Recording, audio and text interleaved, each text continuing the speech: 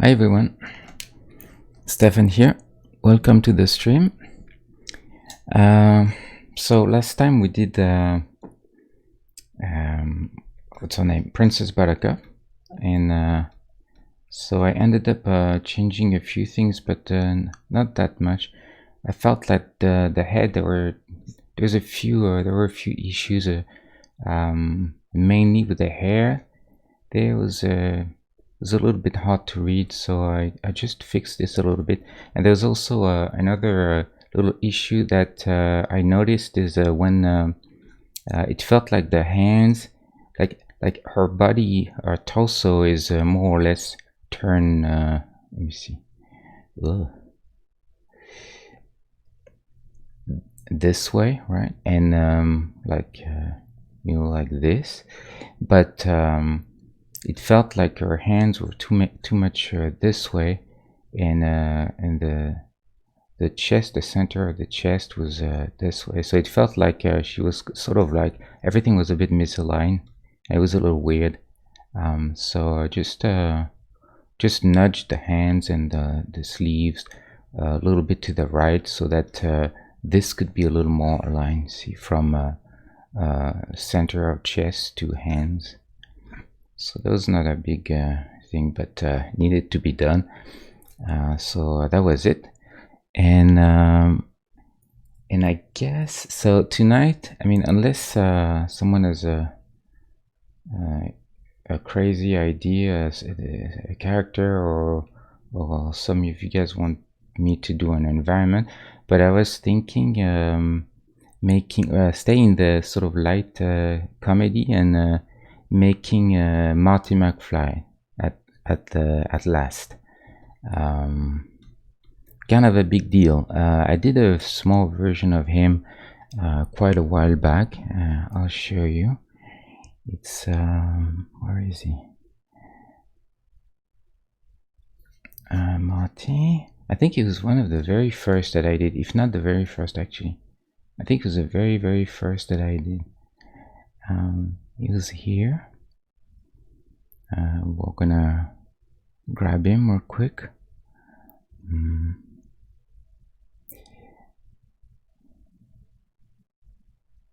At the same time, I want to break out the file into different files, and at the same time, I feel like it's very convenient to be able to compare everything on one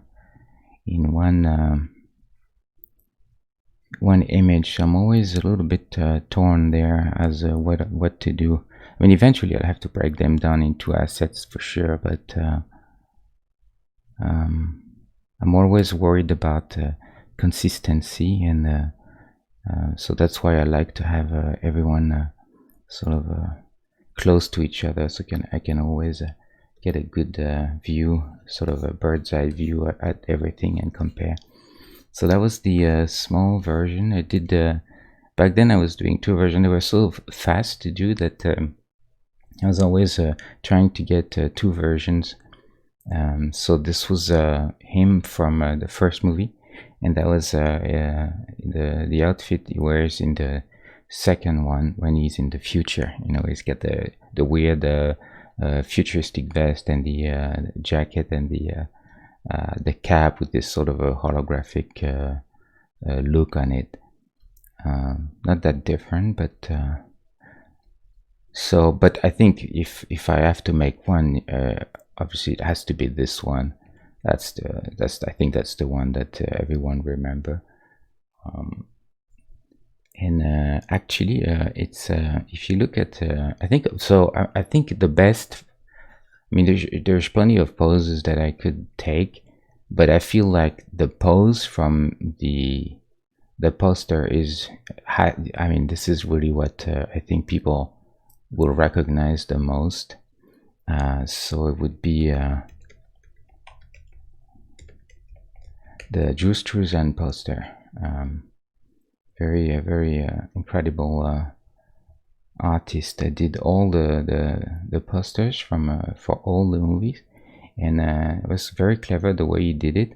The first poster, there was just Marty with the car, and on Back to the Future 2, it was Marty and Emmett Brown and back to next to each other, and in Back to the Future 3 he added a third character. So it's kind of like a triptych, you know. Very very well thought out, very fun. Actually the three movies, I like them very much. My favorite is still the first one, but so I think the best is probably to go for, let's see if we can find tools. We'll go for, try to find a good picture. Image larger than 2. How about that? I could do it.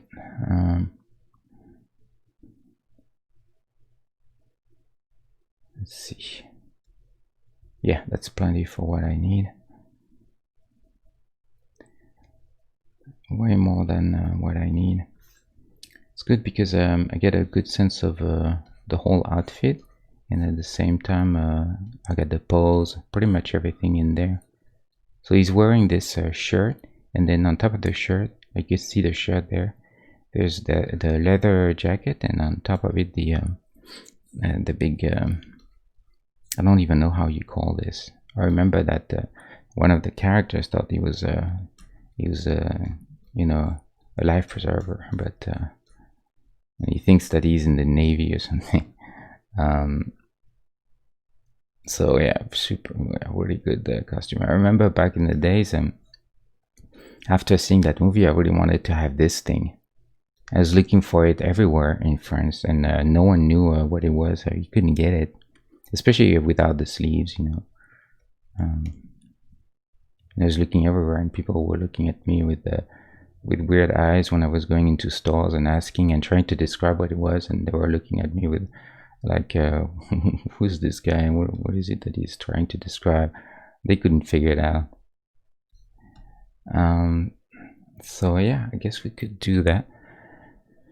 So I'm a bit nervous actually going into this guy, because it's kind of a big deal, you know. I'm not gonna lie, this is such an iconic character, one that I truly love, that I hope I'm not gonna mess it up too bad.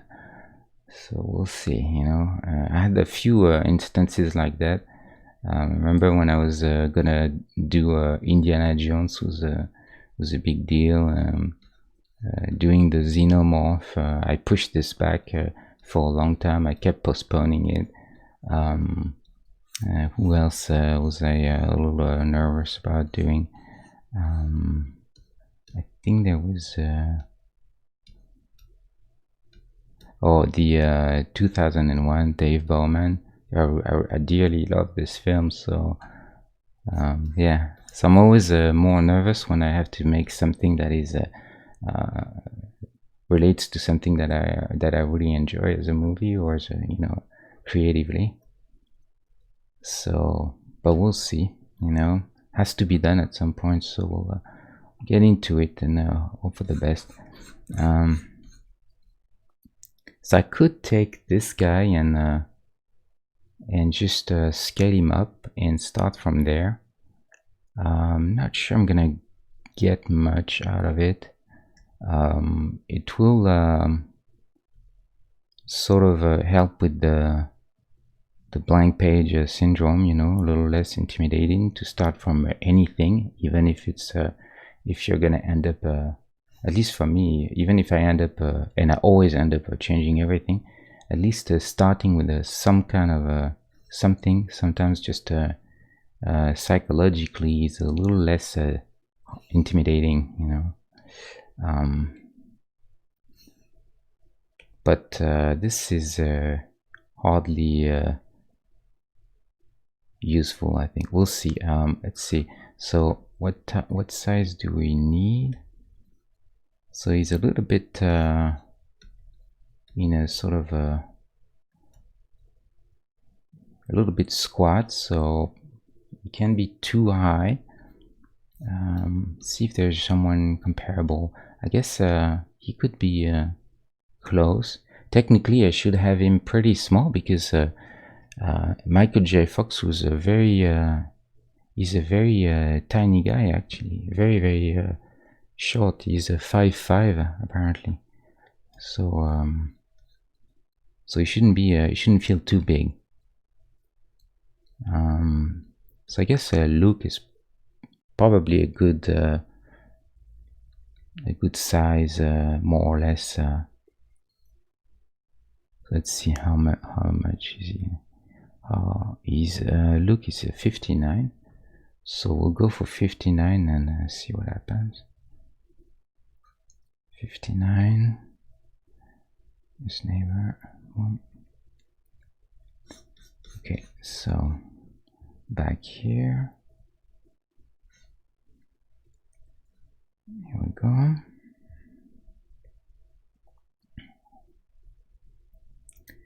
Marty McFly.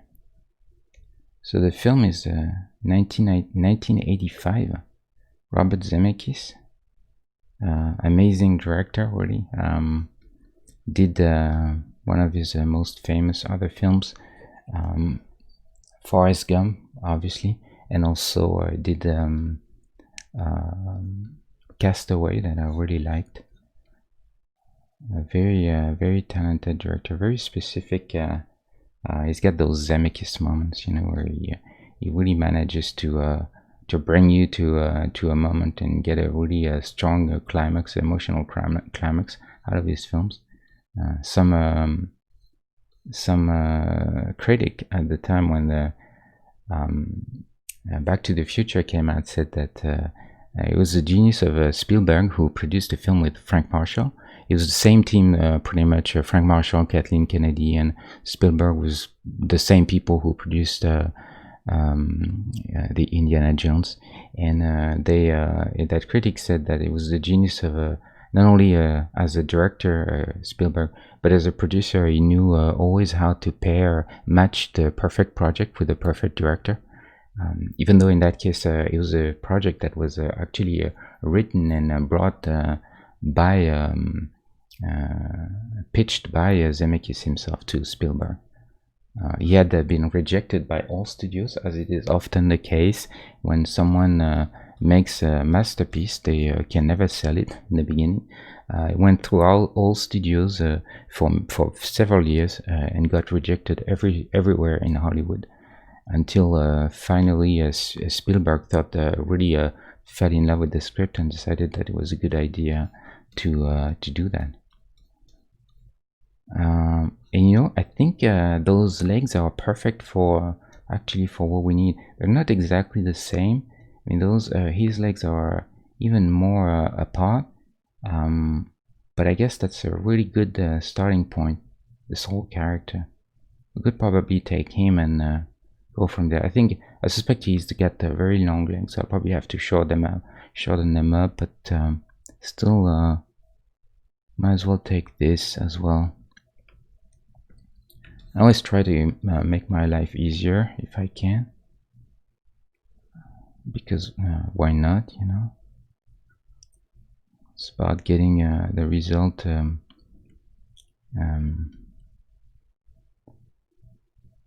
as efficiently as we can.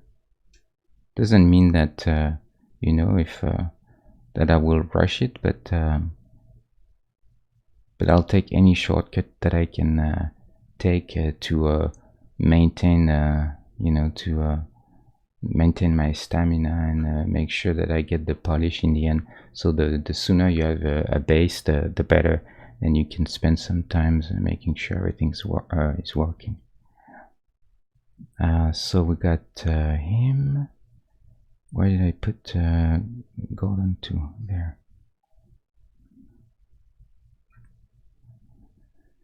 Okay, so I guess what we could do is take the legs and just turn them into blue jeans, straight up. Probably doable. So in order to do that, I mean, there's several ways we could do it. I guess I could just go with I'm gonna lighten up everything first. We'll start with that, and I'll end up mostly repainting on top, but this again, it's just to see if I can get a quick base.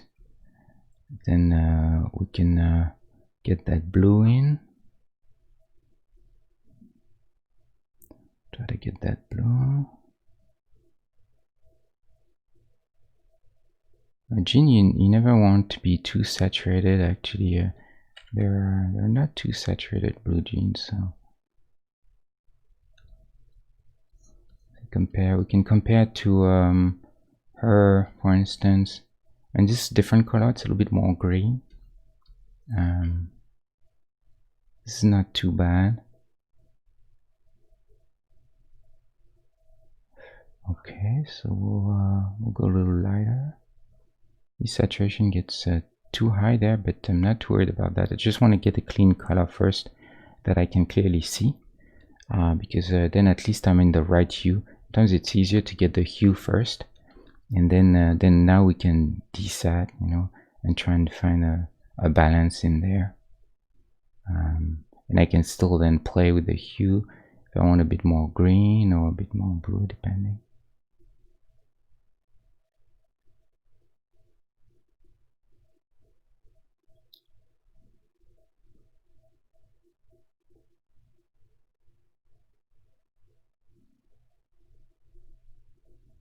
Actually, don't remember his what kind of color was he? Is it like a light jean or more of a darker?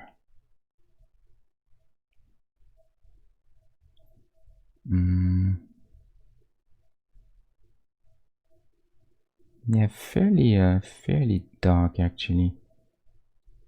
That's the toy. Can we find a good picture somewhere?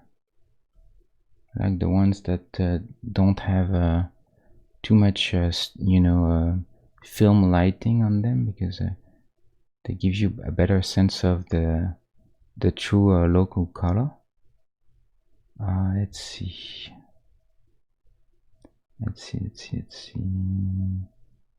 Yes, this not too bad. This is too saturated, but this is the photograph that is messed up. But we can still see the relationship between the different colors. Rather find something a bit more accurate though. Oh, that's interesting. That's actually pretty good. Yeah, I guess we could take this and try to get that color. So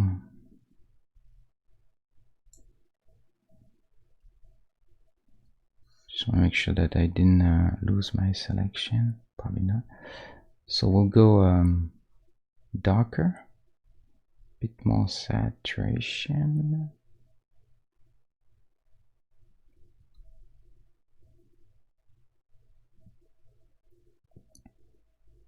I'm not too worried about getting exactly, you know, the right color. We can always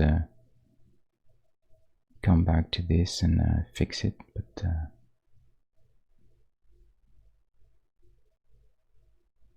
let's see.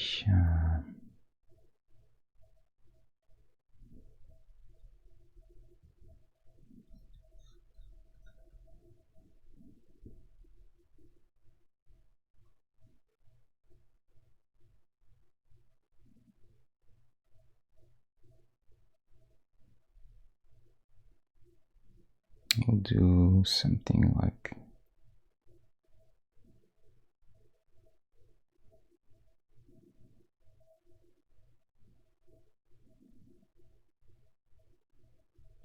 also the contrast between the light part of the the leg and the lower part is wrong, because Flash Gordon, he had the black boots, so that contrast is messed up. So I'll have to change this too.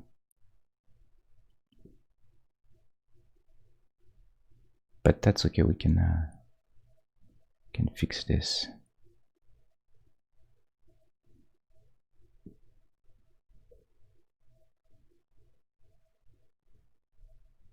So I think I'm going to do something like this. And here we'll just use the same same color there. Preserve transparency, always useful, so that I don't have to worry about painting outside.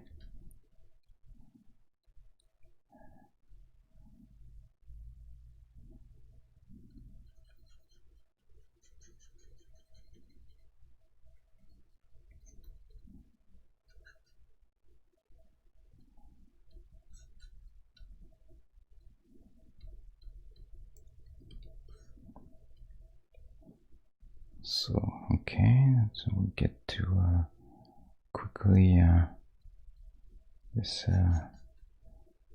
legs. Now, okay, so also, and we'll come back to this later. We can give him a quick, since we're here, might as well. I'm gonna go as white as possible without somewhere in there. The shoes.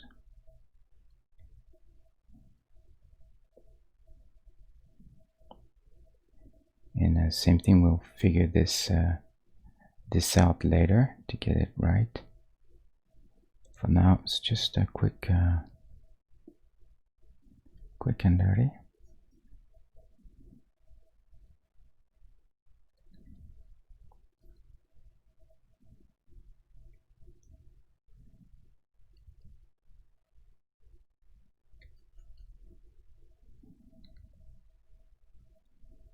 Okay, we'll get this to work better.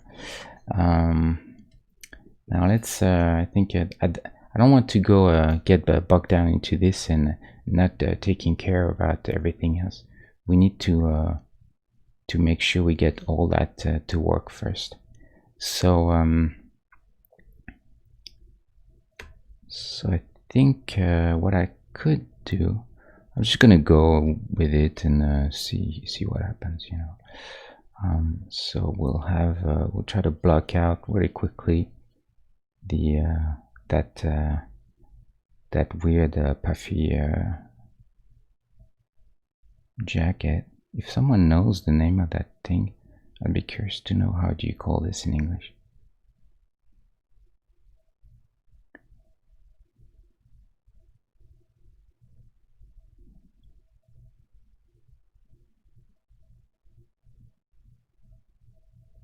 So it's really just a quick block out. It won't be very pretty, but it's okay. As usual, don't be too alarmed by how bad this is gonna look for quite some time. This is expected. Sometimes we'll get out of this phase. Sometimes I'm gonna keep this only, actually all this, just for skin color. It's a good color. So we'll keep this just so we have them. I can pick the colors then, for I don't have to figure out skin tones all over again.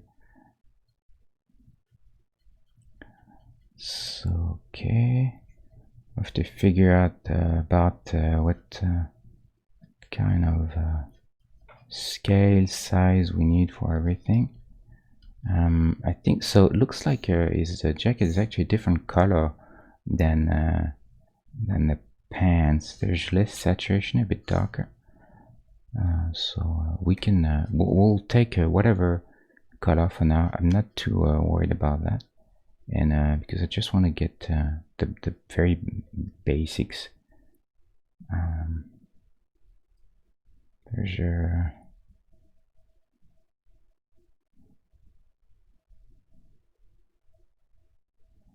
And then we have the shirt. Shirt, some kind of off-white somewhere in there, maybe. Seems probably right. Again, all of this will be we'll figure this out better. But right now it's just really very basic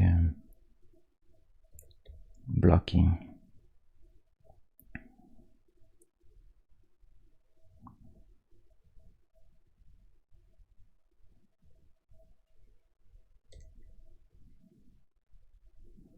Let me get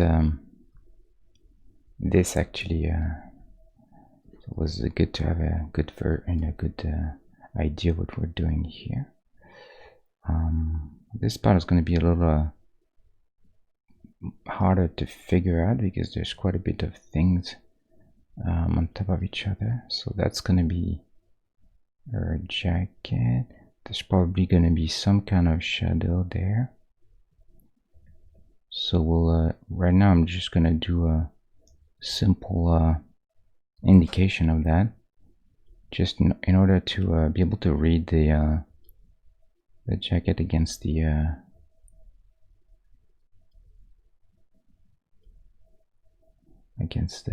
jeans. Okay.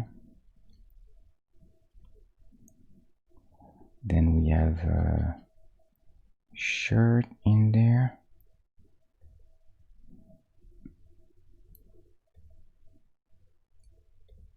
We probably need to go a bit darker in there because shirt is, you know, there's quite a bit of a shadow that will probably occur there.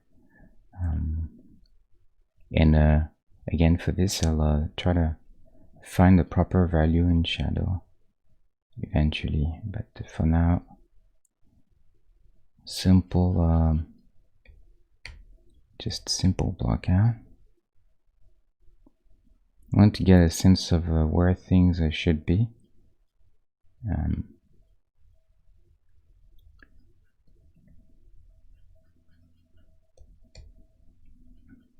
Get a flow of everything, and then we'll see where we stand there.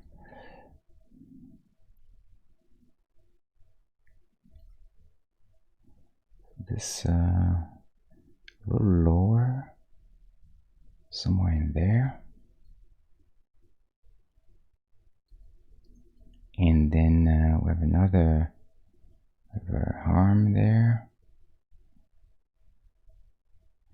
And I may have to improvise a little bit. You know, I don't know if I'm going to be able to replicate this pose exactly as it is, because it's kind of a tricky one, and it may not read the way we want. And if it doesn't, then I'll have to, you know, maybe change it a little bit. We'll see. We can take this forearm.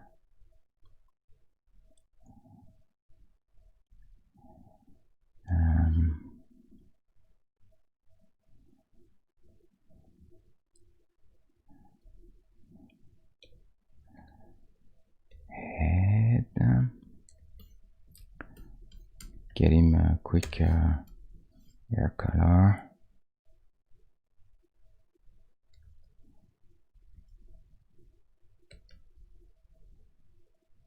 Lots of thing, you know, not looking good, but that's okay. Arm is pretty high actually, about yeah, somewhere in there maybe.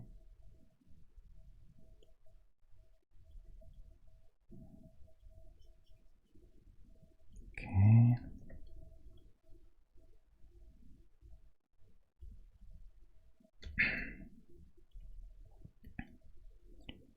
I bet you this is going to be the most difficult to get.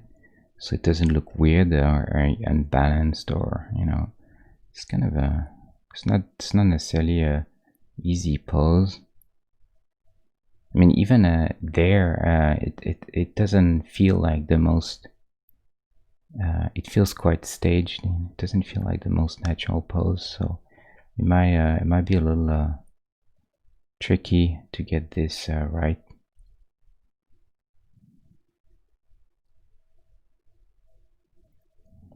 We don't want this to look forced.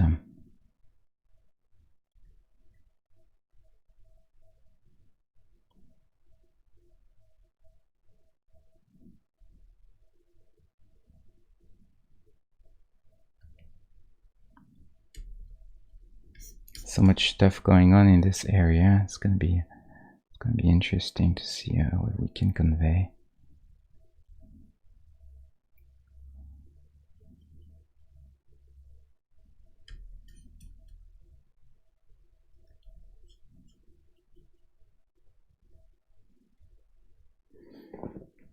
Okay, so really quick and dirty.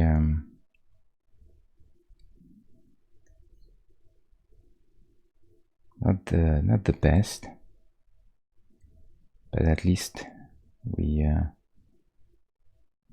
now we have something to work with and try to improve.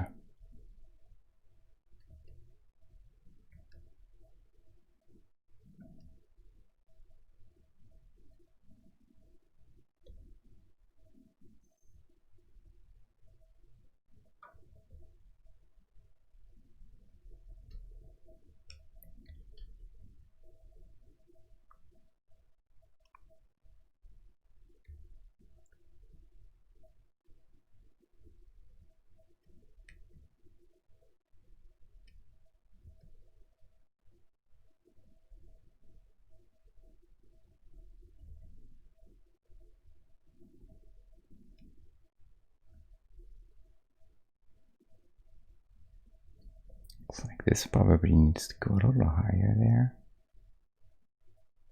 so that we feel the bend in the arm.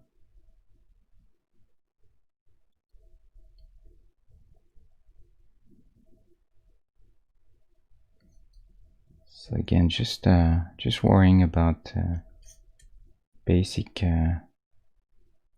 blocking.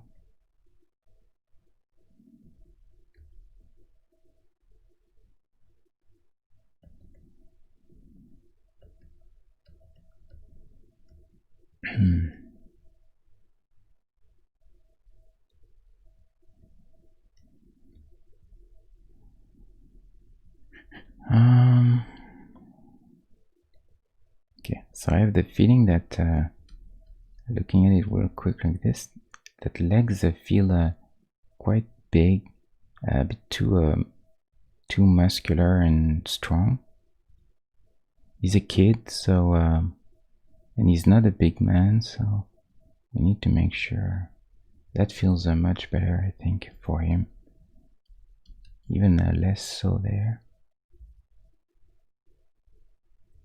So I don't know if you knew that it's pretty crazy. Originally, Eric Stoltz was cast as Marty McFly, and they actually went with him and started shooting the film, and they went like this for several weeks. I think they filmed for something like 5 weeks, which is a long time. And they had shot quite a few scenes already when Zemeckis had a sort of a second thought and felt like Eric Stoltz was not really working out as the character. He felt like he was a bit too serious, he was a bit too dramatic, and he didn't feel like an actor that was very that had a strong sense for comedy, and so he wanted to recast Eric Stoltz, and actually Eric Stoltz also felt didn't like too much the direction that the movie was taking, probably because it wasn't it was not his thing, his type of film that he wanted to make. So they kind of agreed that it was best for everyone that they find someone else, and so they immediately got Michael J. Fox. But Michael J. Fox at the time, and that's the reason why they had to go for Eric Stoltz in the beginning, is because Michael J. Fox was doing Family Ties, the TV show at the time, and so he was under contract and he didn't have time to make a movie. But the studios, they managed to find an agreement, and they let Michael J. Fox do both. But he paid the price because he had to shoot. So he was shooting. He was filming Family Ties from early in the morning to up until after lunch, and after that he would go onto the set of Back to the Future and shoot for another 8 hours or so, from 2:30 p.m. to something like 10:30 at night, and then start all over again the next day. And on Friday he would shoot all night, and then on weekend he would shoot all weekend with for Back to the Future, because that was the only time that they had the day hours with him, and they needed that. They couldn't film everything during the afternoon, so he had to spend his entire weekends on the set of Back to the Future. So it must be quite a grueling process.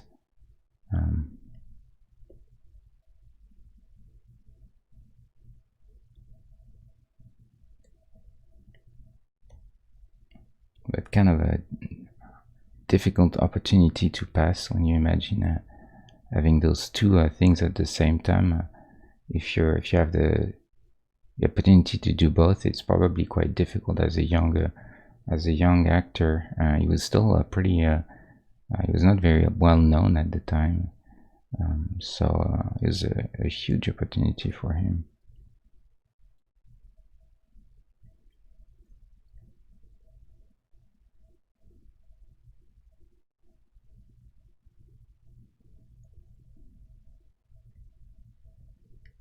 I think they filmed for about 3 or 4 months to the entire film.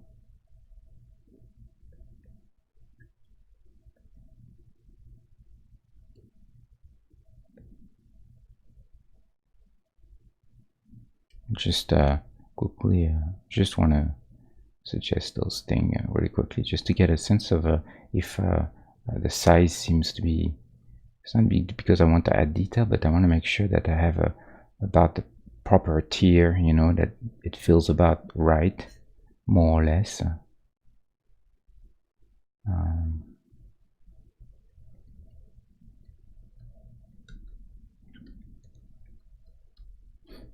Let's try and get this. Now it's going to be pretty crucial to get that right.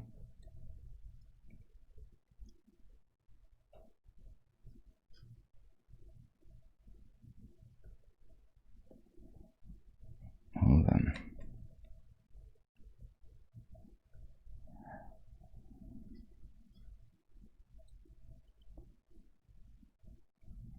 So the glasses, make them very black for now, but probably need to find a way to make them better, but more accurate to what they are.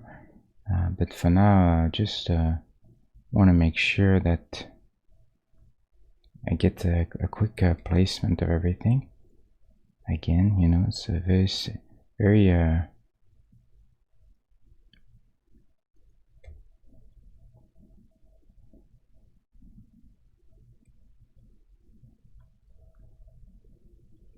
very quick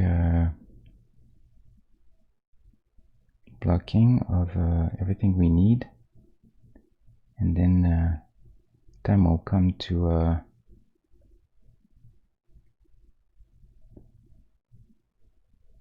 make everything nice and pretty.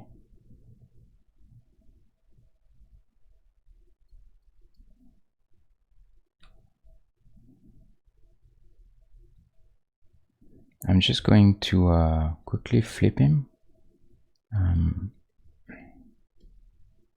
I don't think that I'm gonna need this anymore.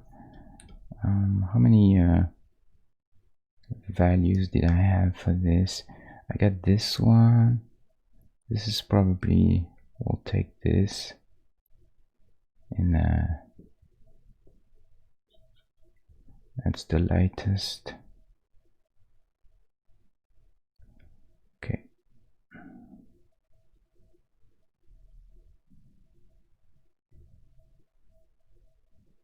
Yeah, whatever, we'll figure it out. I don't think we need this too much. So let's see very quickly in terms of size and everything. So let's see, for instance, next to so these are quite significantly bigger than Luke, so we'll have to make sure we take care of this. A little too big overall, I think. Seems a bit massive. So we'll try and shrink him down overall.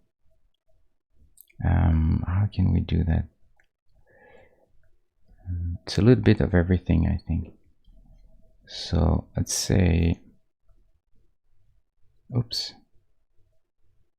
go just a little less leg.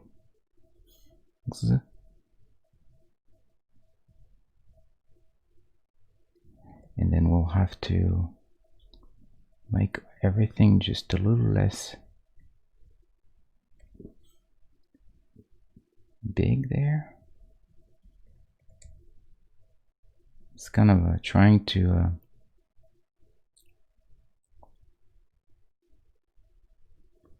reduce a little bit of everything at the same time,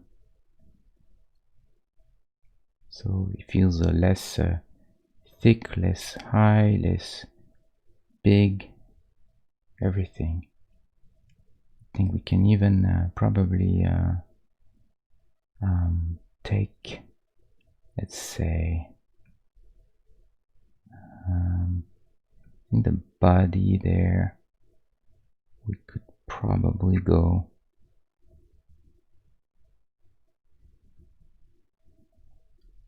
like that.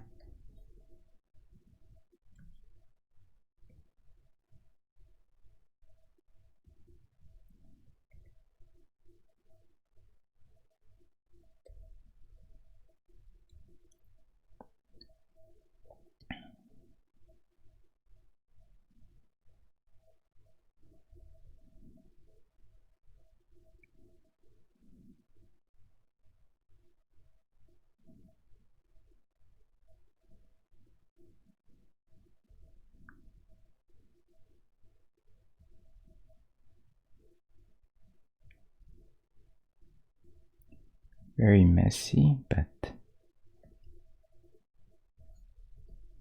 just want to take care of the overall size, and let's compare really quickly. Still, see, I think the legs, they feel for some reason they feel a bit too big still. I try and get the legs more in line. They're very thin, actually.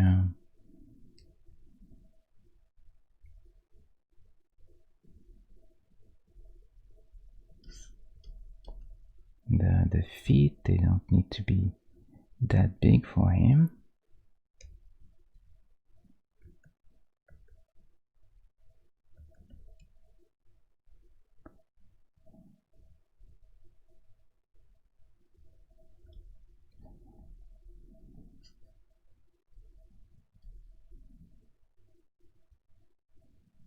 That should be a bit better for the scale. Let's see. Yes, this is a lot better, I think. We're getting in line now with what I think we should expect from him. Like I said, a small dude. Actually, there's an interesting anecdote about that. Since they recast Eric Stoltz for Michael J. Fox, there was a huge difference in size between the two of them. So then they figured that the actor that they had for Beef Tannen, um, in the first place, they had another guy, but they had to change him because the original actor that was supposed to be Biff Tannen was considered not imposing enough, not big enough compared to Eric Stoltz to because really he had to be the bully, and so they recast. They did an internal recast and put Biff Tannen, and one of the guys that was supposed to be the one of the the henchmen from Beef Tannen, one of his pals, ended up being Beef Tannen because he was bigger than anyone else. And then the guy who was supposed to do Beef Tannen got relegated to a secondary role. But then when they recast, it was the opposite because Beef Tannen was then the biggest actor on set. He was really huge, and then here comes Michael J. Fox with his 5'5". So he was absolutely dominating him. But they let it happen this way because they figured it was even better, probably. But it was unlucky for the guy who was supposed to play Beef Tannen, because if Michael J. Fox had been cast first, like it was in the end, he would probably have kept his part of Biff Tannen. So it has some consequences. Recast, they always end up missing some other people on the film. Same thing for the Marty's girlfriend. She didn't get the opportunity to film one single scene because Michael J. Fox was recasted before she could get on set to shoot, and she was much taller than him, and they didn't like that. He felt really too small, so they recasted for a smaller actress.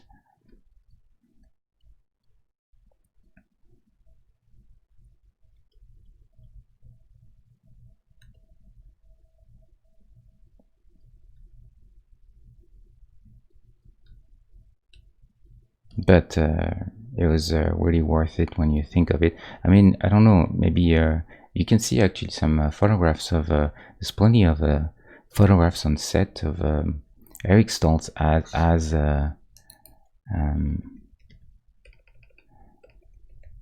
Marty McFly. It's pretty amazing. There's even some comparisons shot for shot. It's kind of cool to see.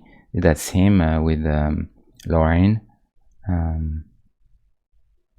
mean, he had a nice, cool, fun, a nice face to look like a kid. It was pretty good, but I guess he wasn't so good. This is interesting to see how he's more like a James Dean kind of cool guy, and he portrays something completely different. They're way more, I think, relatable to the normal guy than what he's doing there. So I guess that's kind of sums up their different approaches. I think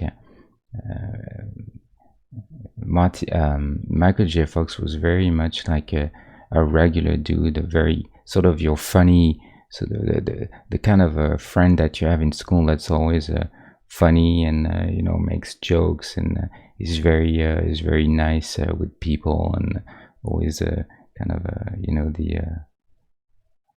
but this guy feels more like a jock still, or the quarterback of the team or something like this. So I guess that's kind of what they wanted there. Some other pictures.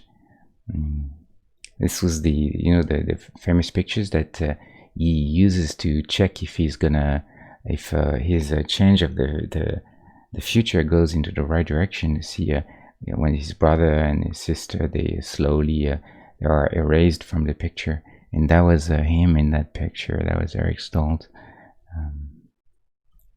Another here comparison. He had a different outfit completely. To look at this, it's crazy to think of. This could have been Back to the Future. I mean, why not? We get used to what we have, so that's it's them now. They actually look quite alike. It's interesting. They're very similar faces. That's him at the time. And what else? The skateboard.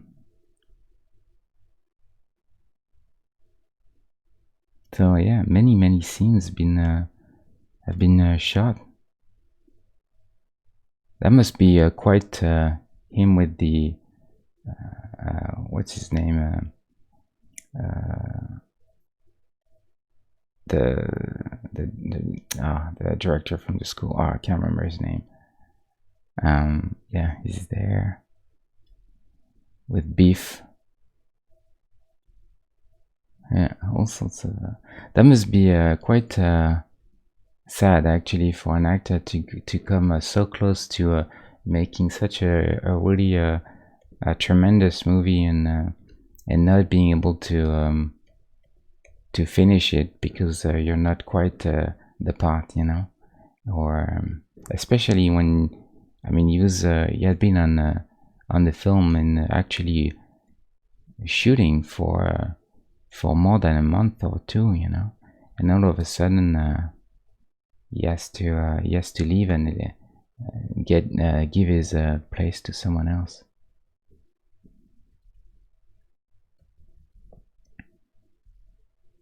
To be fair, at the time they probably had no idea what kind of success it was gonna be. They couldn't know, even though I was reading that when they have screen tests, where they just show the film to random people and ask for their opinion and see if they laugh at the right moments, if they get the jokes, if they understand the film, and what do they think of this and that. And then and apparently I think it was Frank Marshall who said that the screen tests were absolutely incredible. People loved the film. He said that he never saw a screen test going so well with the audience, that everyone loved the film on the very first projection. So they must have known that they got something very special there.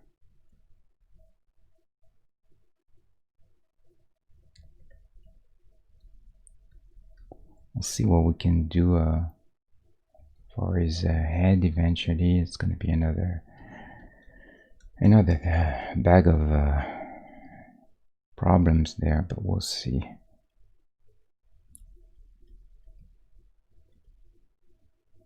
So we'll check. I'm going to check size one last time. I also look at sorry. I also look at size of the arms, and because even though they're all technically about the same scale, they're all normal humans.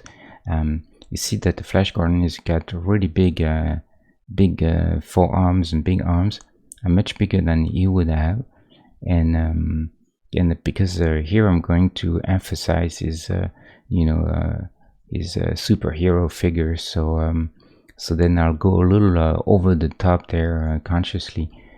Same thing here. I'll have her waist just a little thinner, her hips a little wider, just to make her figure a little more sexy. So it's always never quite fully realistic, and but I just want to convey what has to be conveyed for that specific character.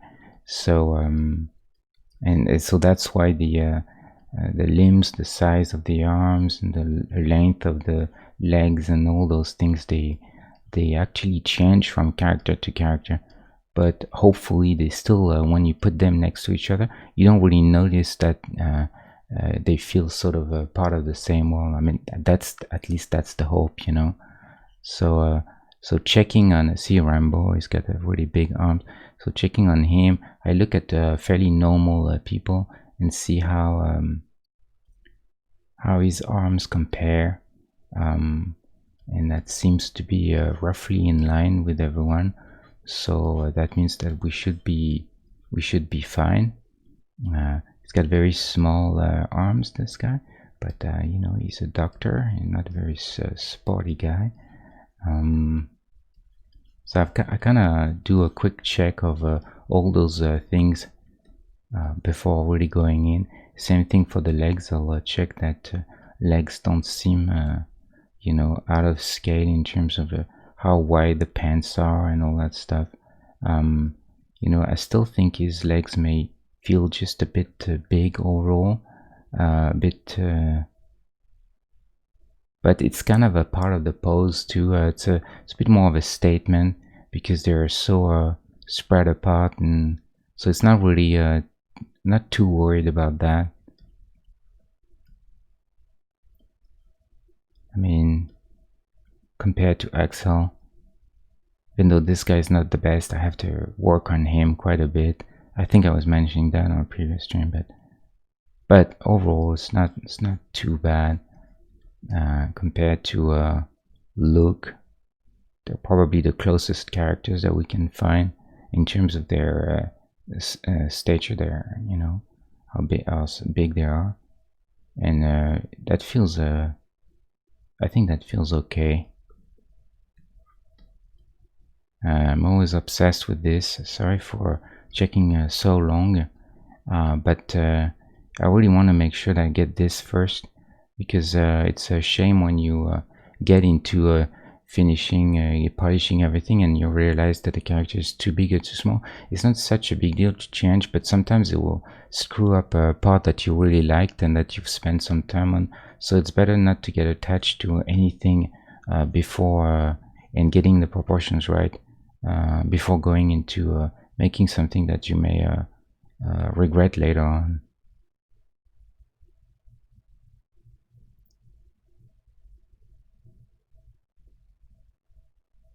But I think that seems all right. I don't not really. I think he's okay. He's probably okay.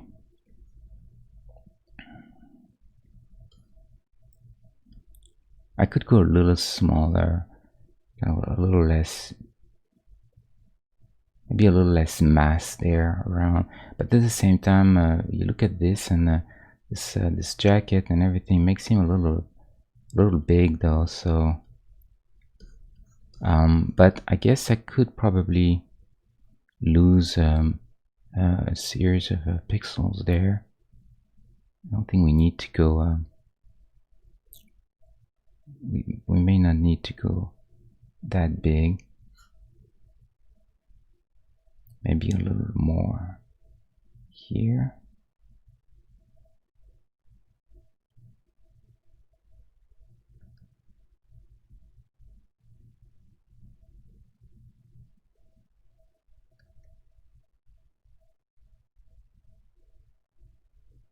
Might be okay. I think we could also clean this up, make this just a little less. And oftentimes it's really not that much. We're talking about a 1 or 2 pixels, but they really make a difference, you know. In the end, they like just this, you know, will make the arm just a bit more better proportion for him. So always talking about a few things that are not that big of a deal, but when you actually do it, you realize that I think bust is a little long too.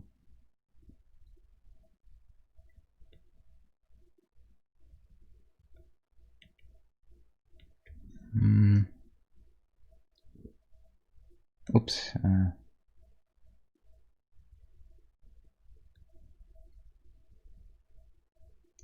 It's gonna be even smaller now.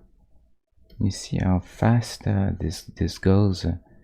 Look how much mass he lost since we checked. You know, maybe half an hour ago. He's so much bigger, and we haven't really lost any of the details so far. Or there's still enough real estate and pixels to probably paint everything we need. So I think it's good for that. Yeah, I think I'm happy with this size. I like him to be the small dude. He's about, I mean, he's all standard, so he's about the size of Tony Montana, which makes sense. I think actors are about the same size. Al Pacino is a very short dude too, probably 5'7" or so. So that probably makes sense.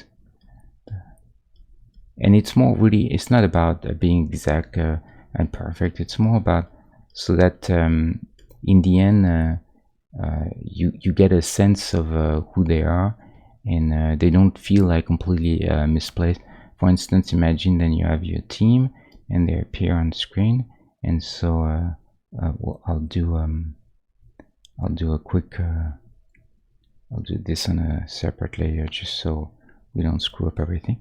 So let's say you know, it's just so that let's say we have Marty there in your team, and then you have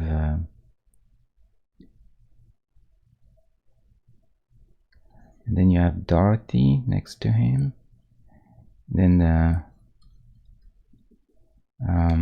let's say I don't know, Robocop is hanging out with them for some strange reason.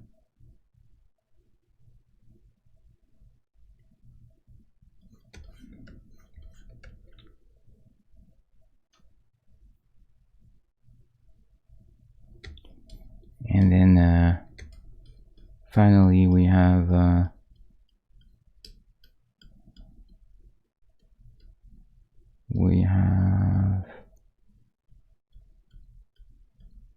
don't know, we have a Pinhead, which really just came here because someone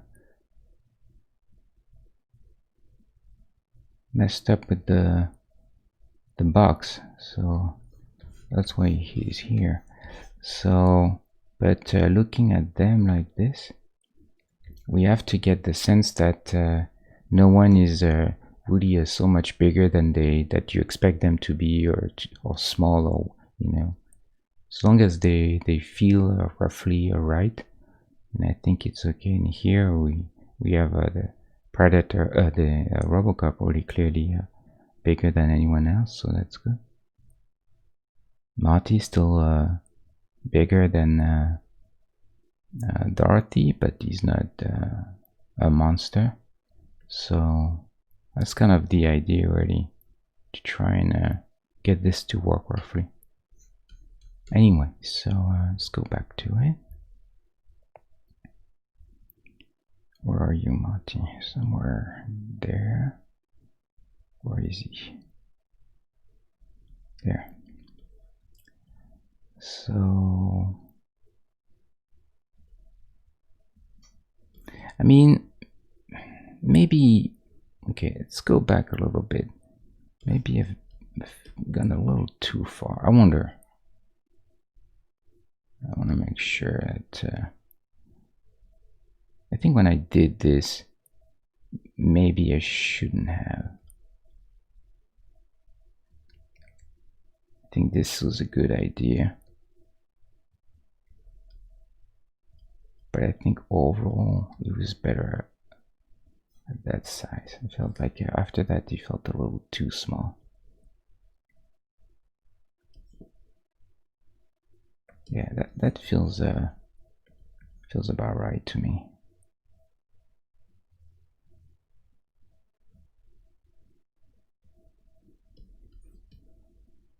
keep this.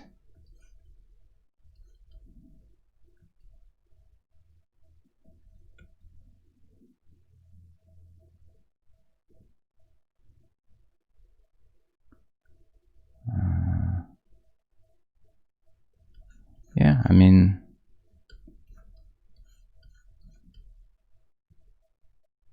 yeah, that's fine. We have to move on. Well, we'll stick to this now. It's decided. So now it's good because I don't really have to worry about all that stuff anymore. We should be okay. It happens sometimes that when you keep working unconsciously, you start just, you add a few pixels here and there, and then by the time you're done, you realize that you've actually changed the scale of the character a little too much. That happened to me in the past, so I know it's something that you always need to be a little bit aware of. But it's pretty rare that you get into a situation where you really mess it up bad, But it can happen that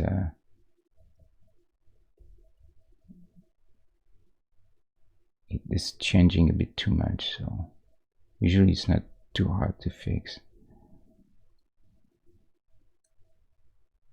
What's good there is good. What's cool is this sort of puffy look. So we'll try to get some of that in there.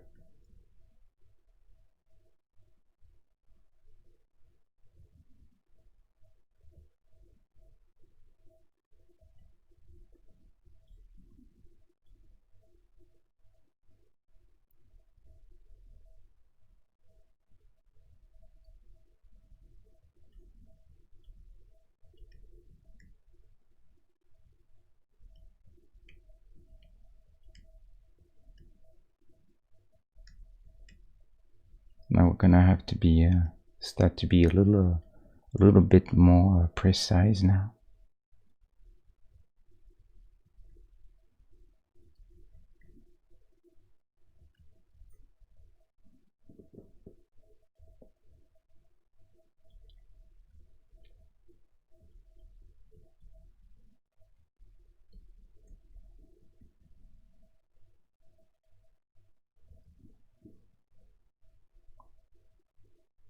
I would like to get this this feel, but I don't want to overdo it.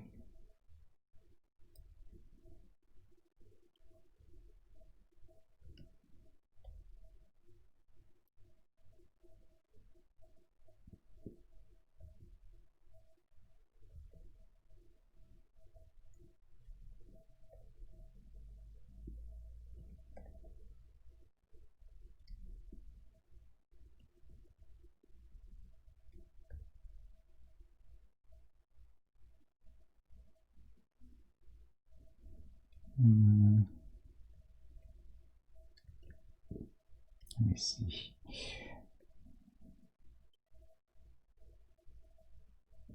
Not to go crazy.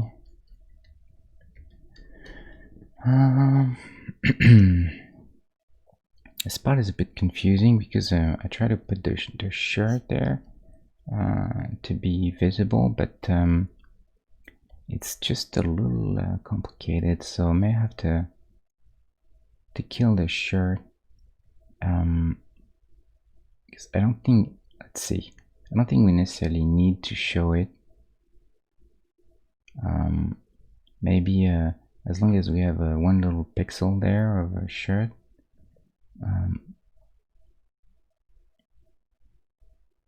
Maybe that's all we need.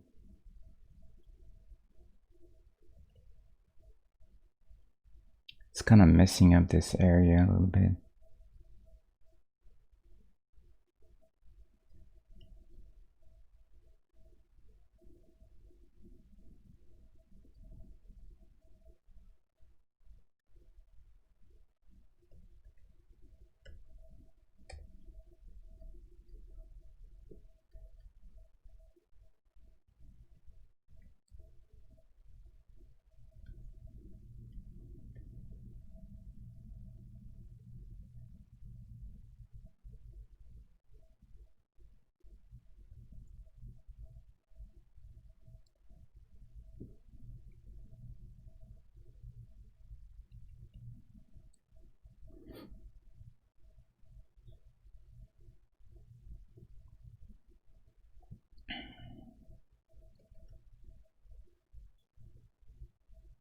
I'm gonna have to find the best way to light this to make sure we get a nice read on the arm.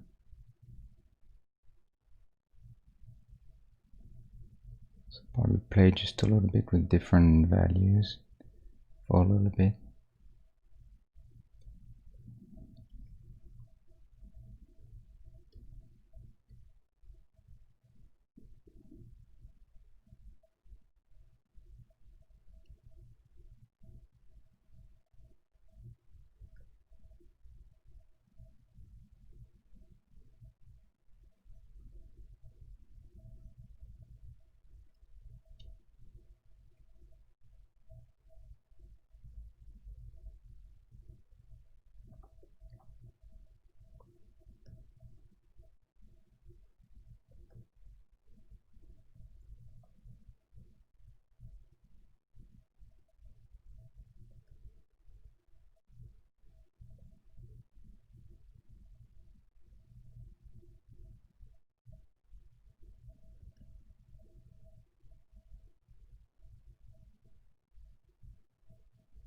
It's unlikely we're going to be able to show more, I mean, to get a nice hand.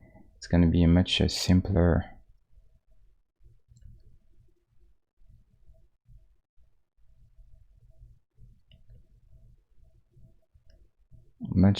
representation, but that is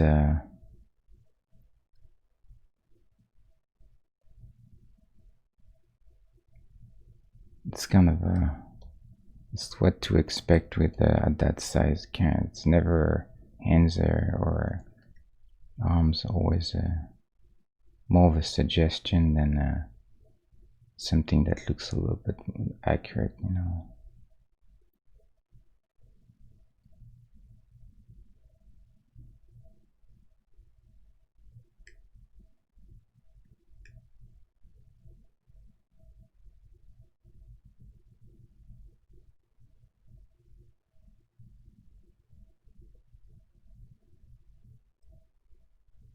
Don't really like this line there, so I just want to try find something a bit nicer. I think maybe we'll have to go darker actually.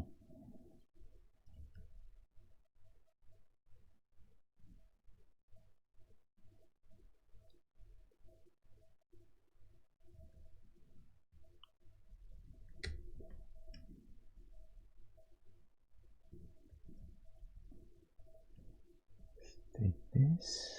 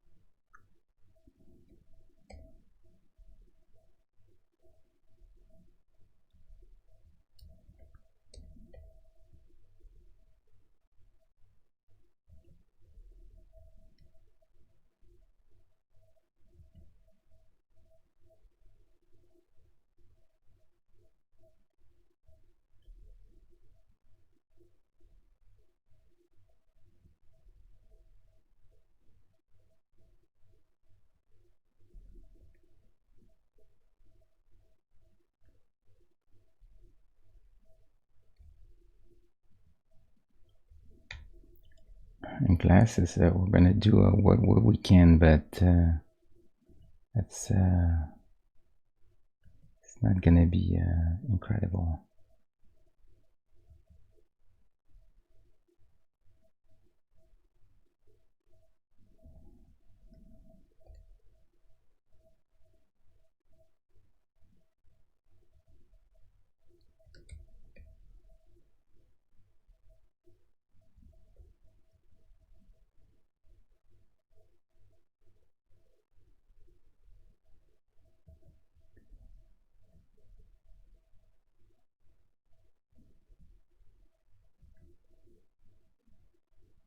I want to add one more line to have more hair to work with, but I know it's gonna look too big, unfortunately.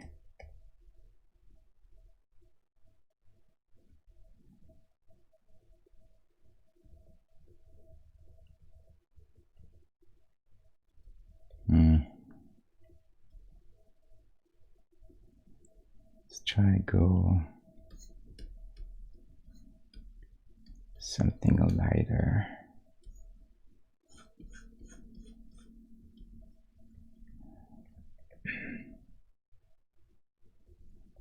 Could maybe try the lighter color.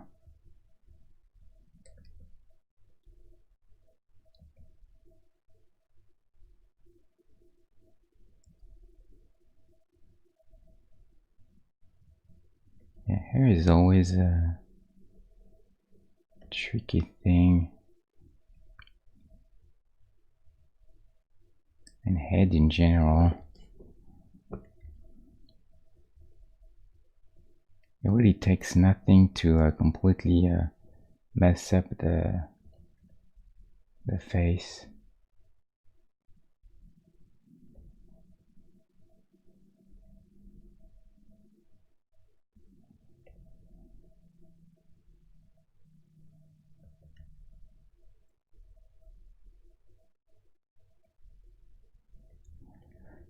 Better. Let's flip him real quick. Just like to do this. At least I'm glad that he seems to have that sort of a surprised look a little bit. He's leaning back more than him, but I don't mind that. I think this is like someone who would act the pose a little more, but it's not too bad. The only thing I'm not fan of is here. It seems like something is not quite right in terms of where the jacket ends and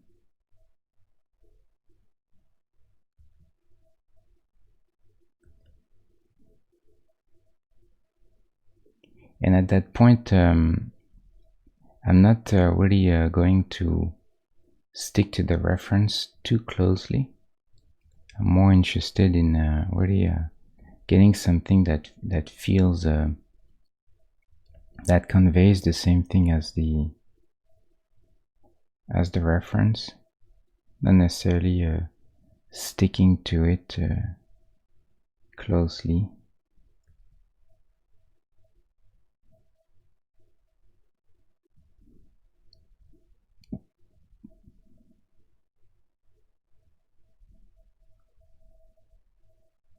So here it's a bit of a improvisation, you know, just going for a bit with more of a gut feeling now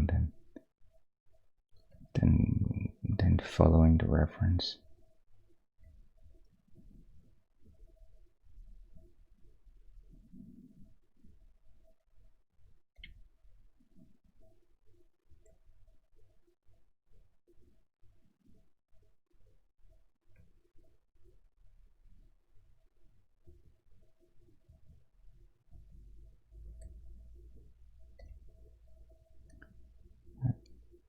Not too happy with this arm still.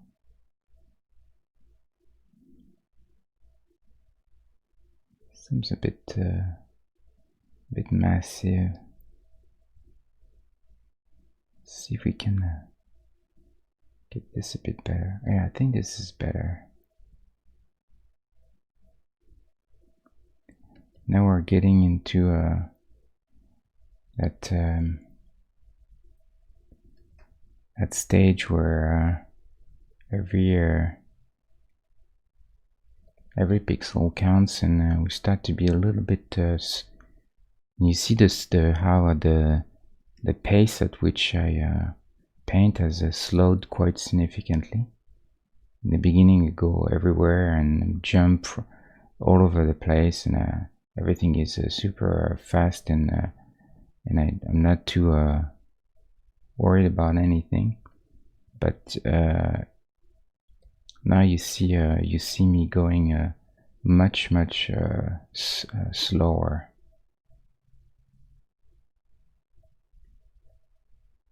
It's because it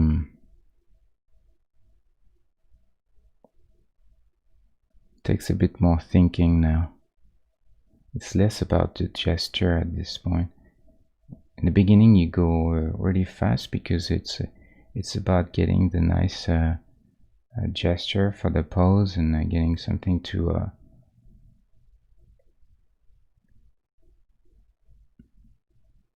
feel dynamic. But after at this point it's not this. You're technically you're supposed to have it, hopefully, and now you can you need to be a little more a little slower and really think about where every pixel should be, you know.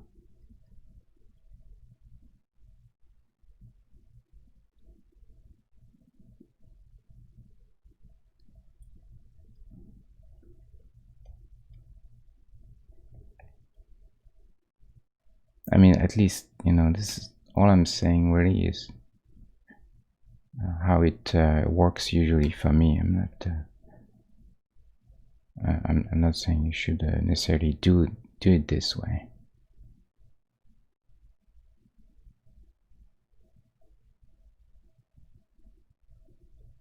All kinds of artists have all kinds of different approaches, you know, and they all work for them. So it's really about what works for you.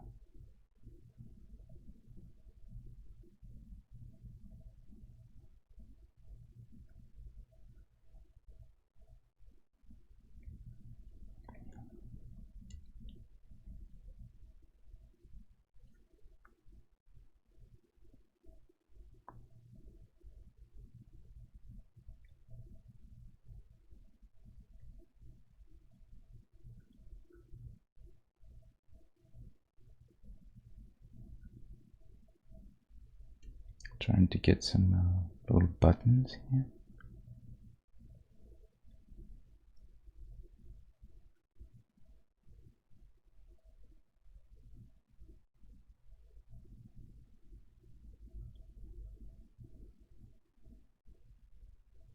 It's nice to have a bit of a contrast between the jacket and the shirt. But here I don't really have a lot of contrast. I mean, you don't really have it there either because it's all very shadowed. But I still wish I could find more. So we're gonna try something real quick. A little extreme in contrast, just in order to separate them. Maybe find somewhere in between that could work. But unfortunately, those values are close. So it's not the best.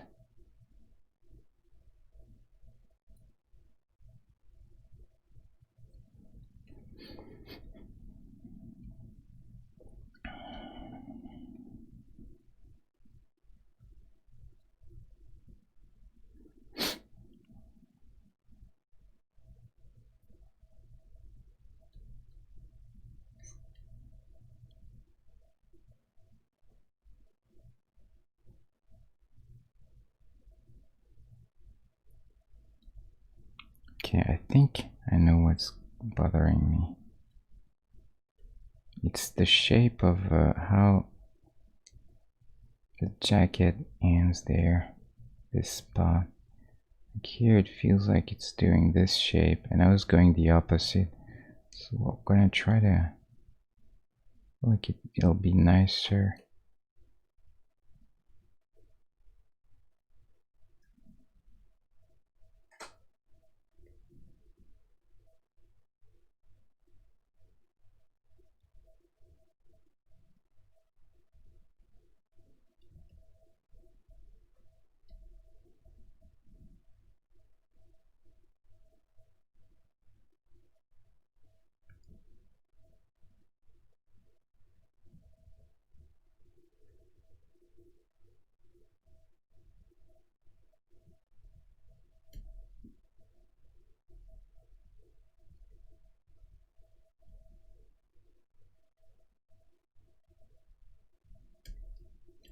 Some little buttons there as well.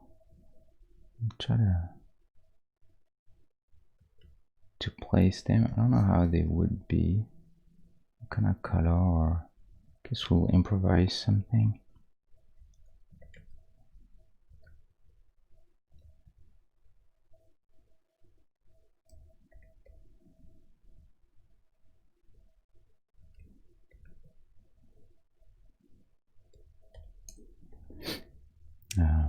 Not too sure. Just want to get a few ones position there. Not sure it's even a good idea to have this.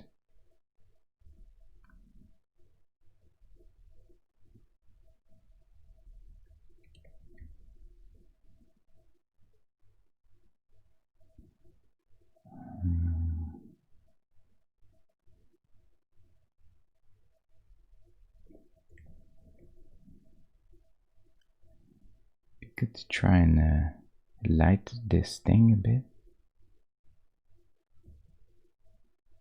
So I have to think what kind of lighting I want to do. Do I do more sculptural lighting, or let's get the shadow first. Let's get so we'll go with a nice nice shadow first to make sure we get a clear read on the arm. Not sure about the buttons, so I'm gonna get rid of them for now.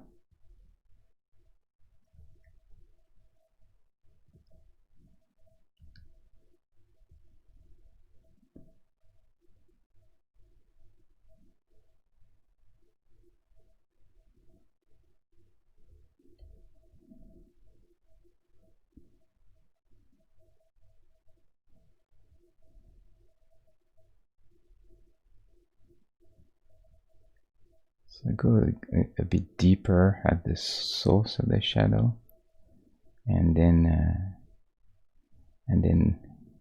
too light, because the arm is closer to the jacket here, so it casts a stronger shadow.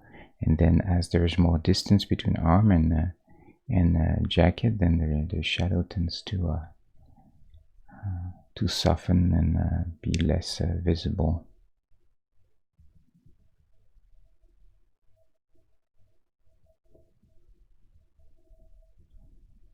So that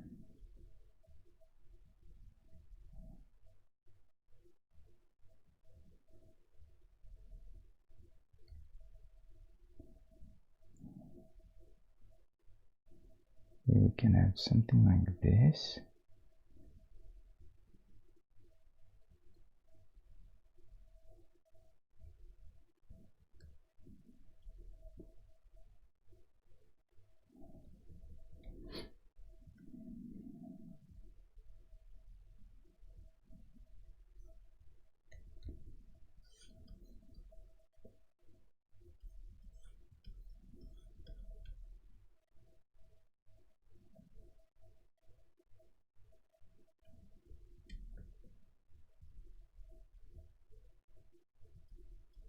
Not necessarily a checking size there, but more overall contrast and color. See if I'm in the same range. Seems to be okay.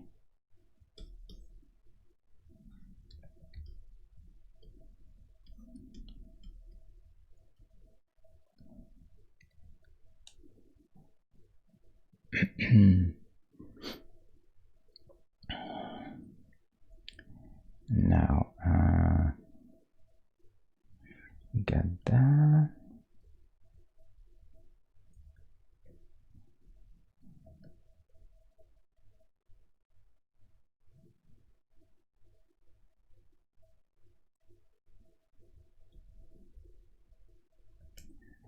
We'll see if we can light this up a bit.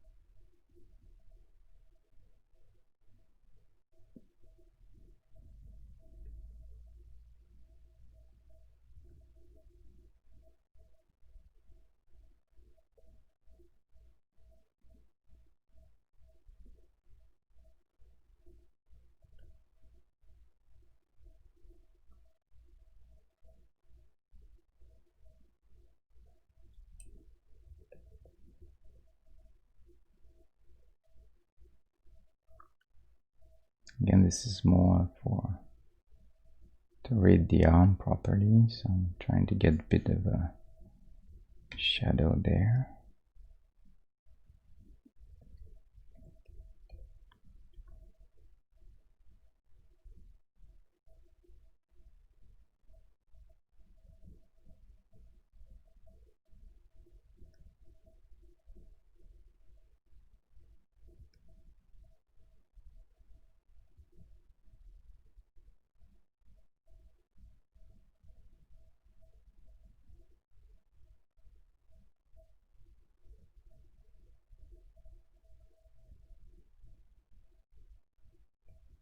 Not too sure what to do with this hand. I don't want it to be too big, but this is not the right shape.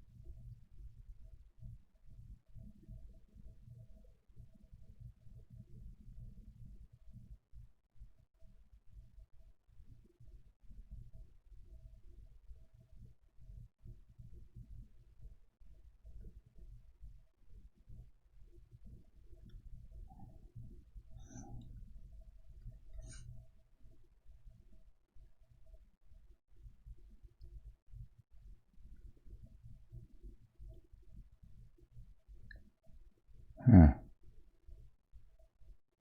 Tricky.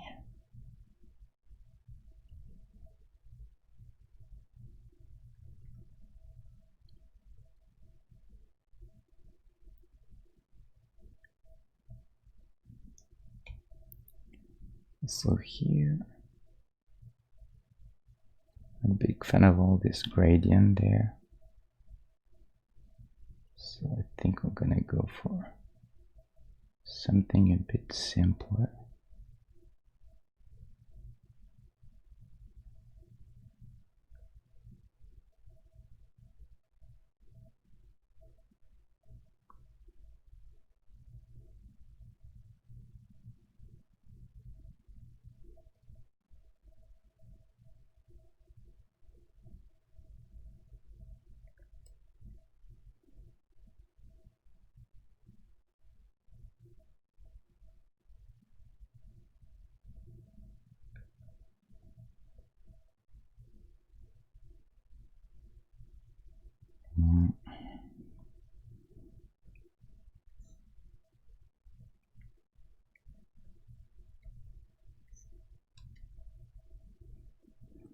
I'm gonna keep this version for now, and I want to try something real quick. I feel like maybe he doesn't look like he's looking at the at the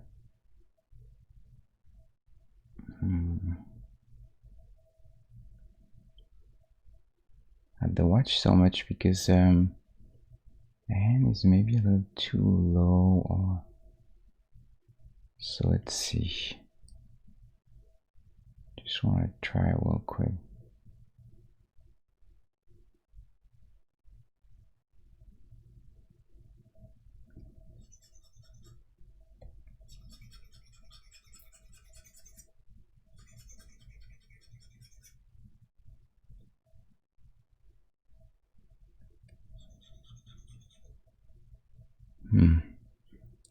Let's try something else. Just gonna try and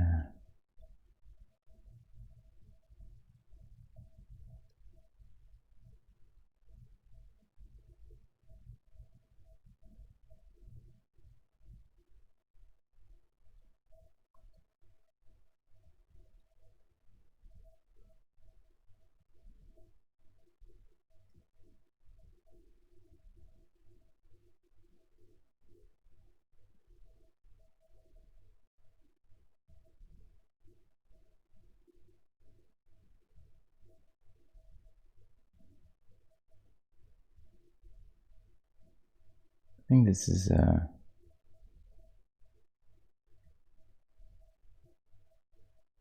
it's normal to expect this to take a bit more time than anything else on the character, because it's really something that you it's right in there to is quite important for the pose. So getting it somewhat right is quite important, you know.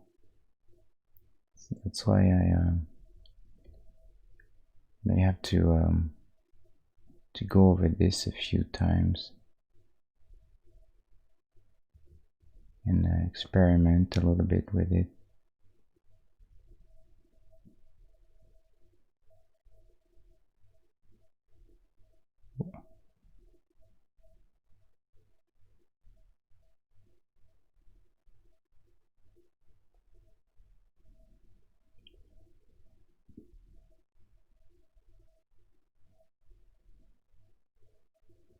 I think it's the angle too that is not quite right.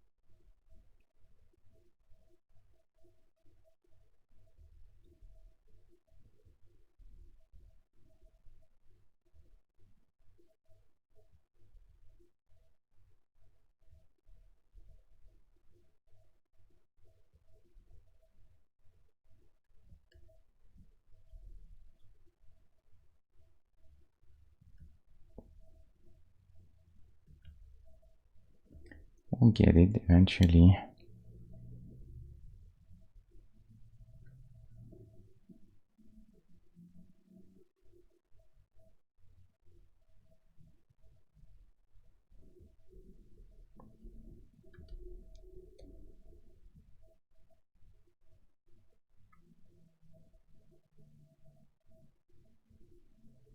Still not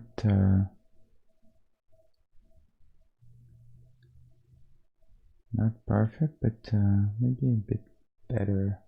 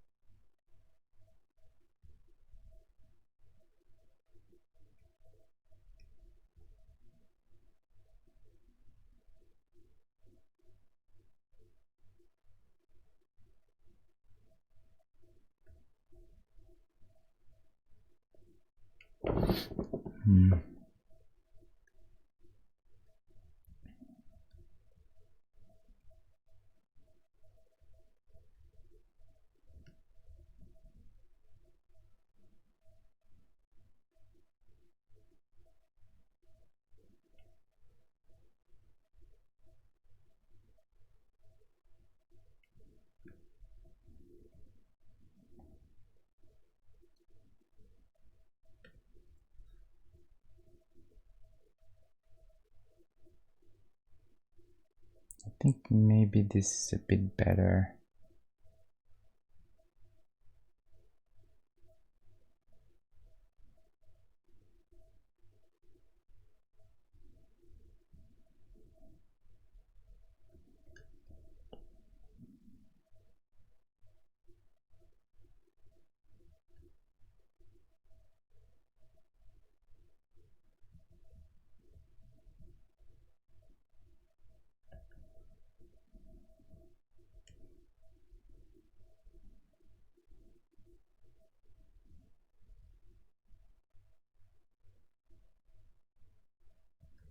I still want to make sure that we get a clean read on the arm.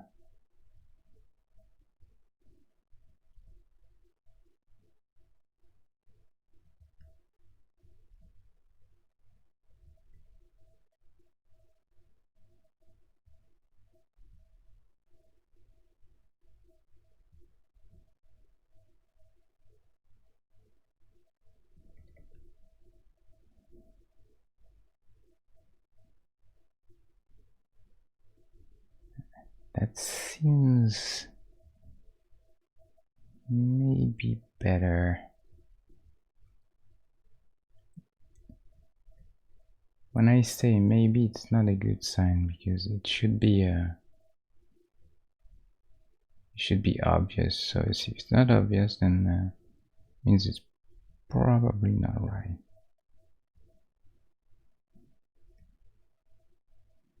So let's keep going a bit.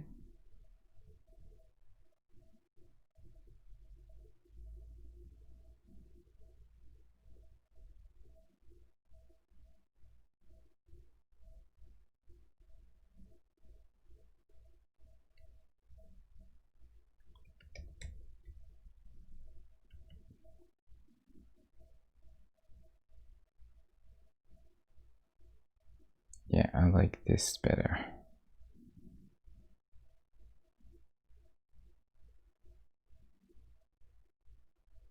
Much clearer in this area.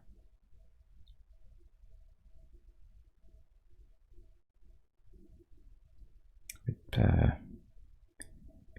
weird there.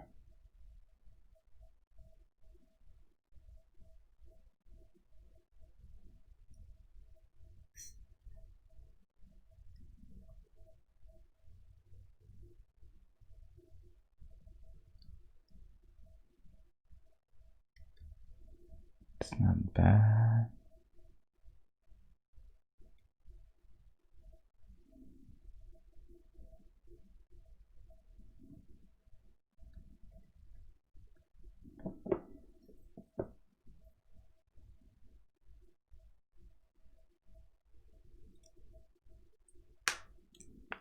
Pausing just for a second. It's good to just reflect on it for a few seconds. No need to rush into this.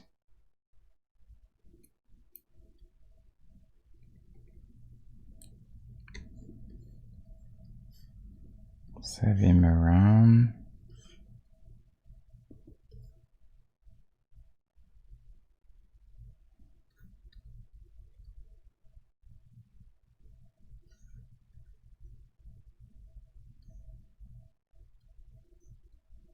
Seems to be okay. I like the face. I think a face is a little cuter, a little nicer than some others.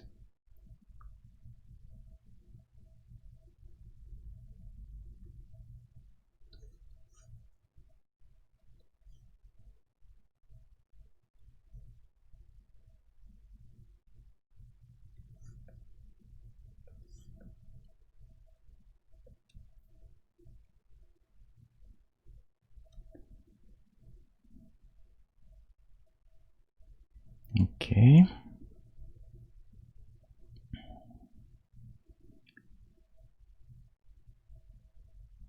Think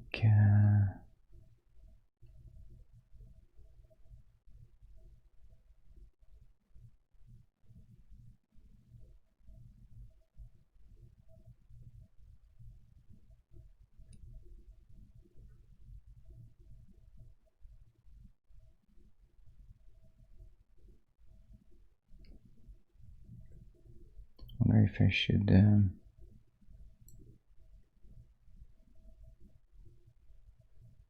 and mark the head, shadow on the head a little more.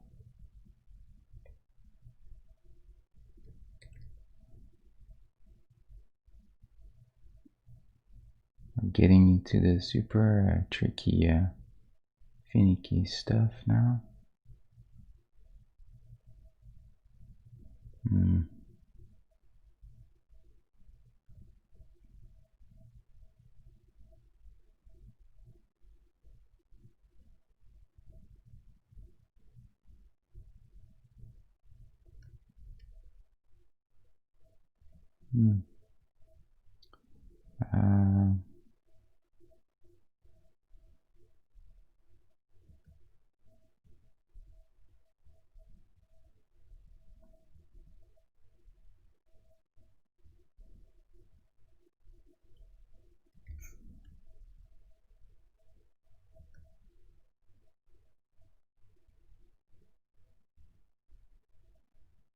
Trying to get a read on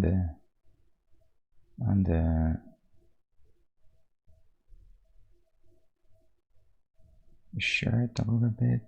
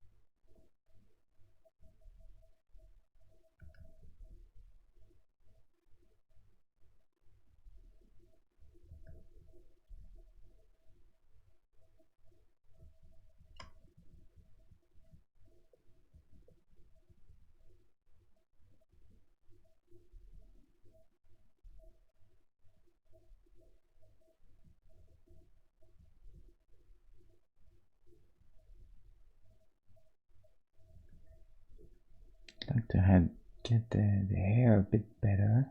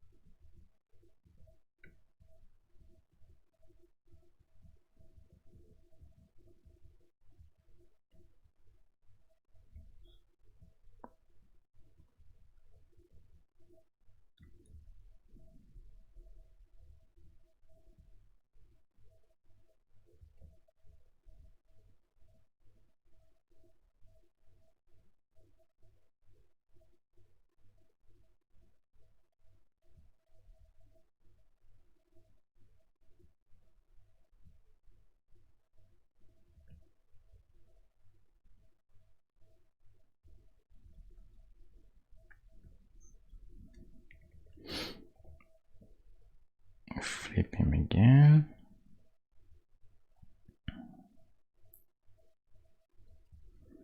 There's one thing though, I think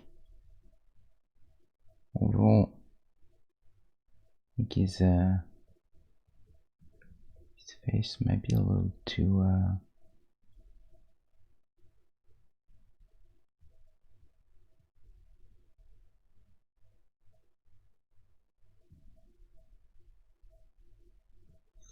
I have been just a little bit too light.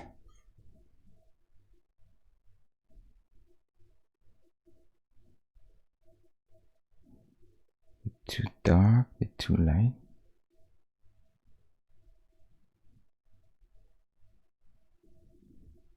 Can we do in between?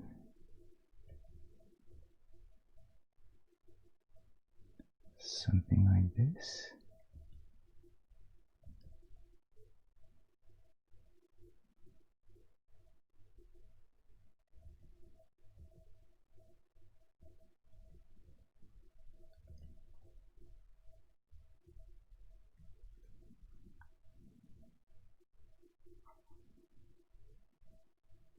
Oops. So from here to there.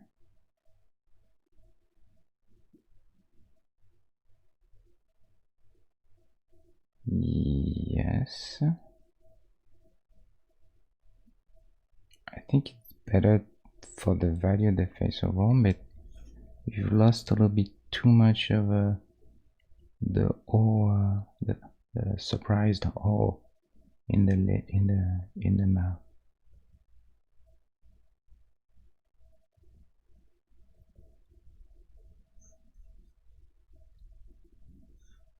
So let's see.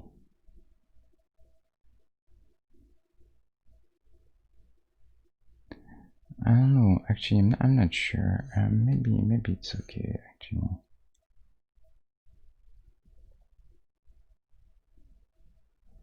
just a little less. Yeah, I think like just like this is simple. Should work. Let me move around a little bit. Try to get a bit some other places to work. Here we can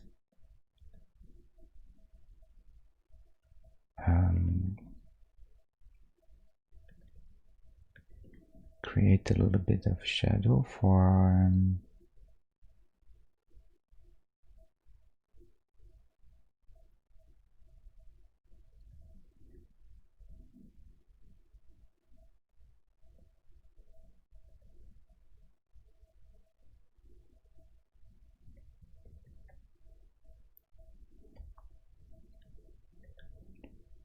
shadow from the shirt on the jacket. Wish I could have suggest a little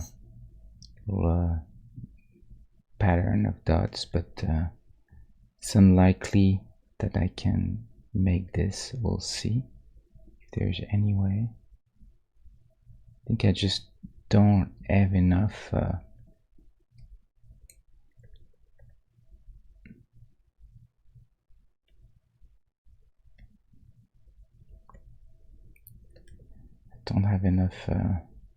pixels for that. I don't think so.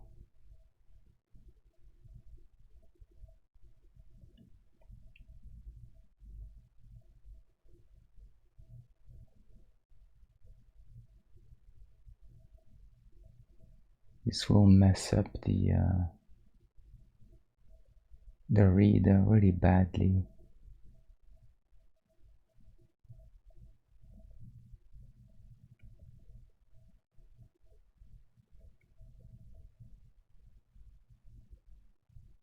No, I think it's better to forget about that and keep it clean. We'll keep this clean. I think it's not a very good idea to mess with that. And there's not that much benefit to gain anyway. Very few people will remember that this ever existed anyway.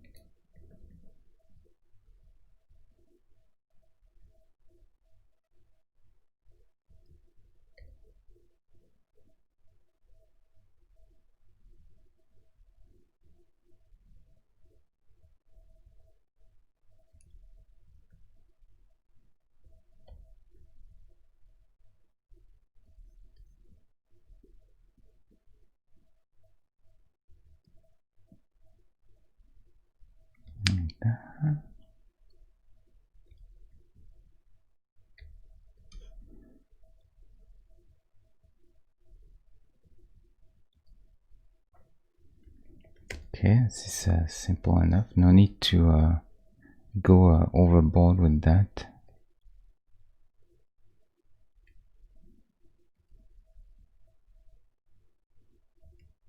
Too much contrast is not a very good idea either. Actually, we need to keep this maybe a little more subtle. Then we have this guy. Not much to do there, to be honest. This is more of a question.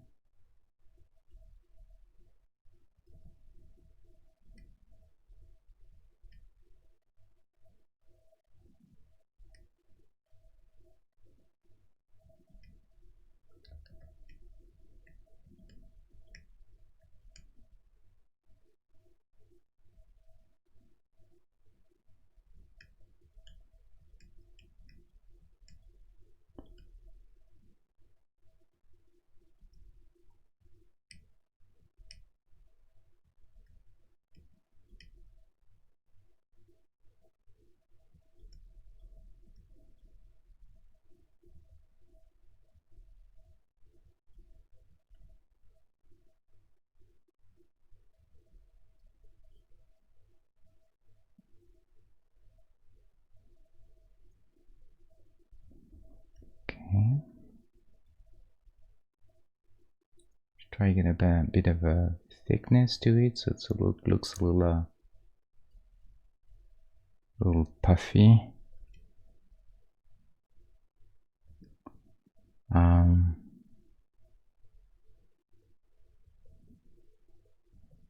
I could maybe suggest actually it's the opposite. Could just suggest a little bit of the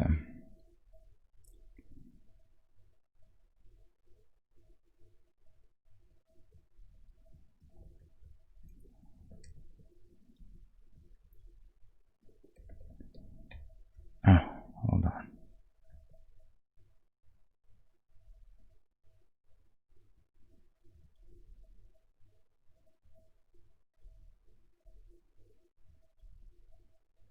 Same thing. I want to try and keep this relatively clean and simple. Don't want to go too crazy there.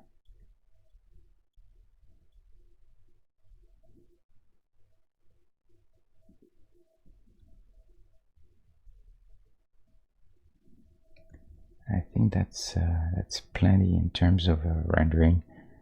More than that, and I think I'll go above the level that I do in every other character. That's really something to keep in mind.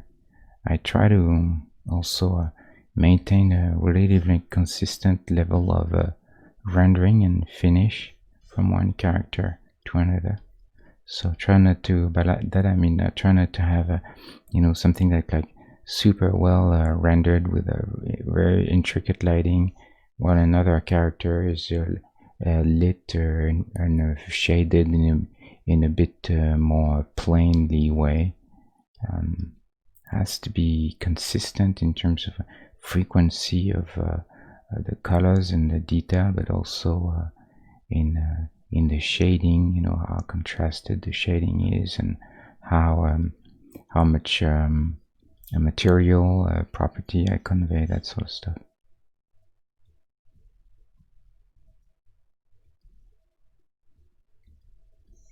So I think this is really as much as I would ever go. I think this is already almost too much. I think this renders this makes everything a little bit more complicated than I would like. So we're going to actually simplify this. I like this better. I don't need to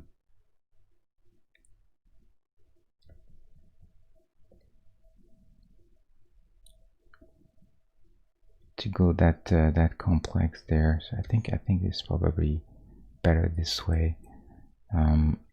However, I think it's important to get the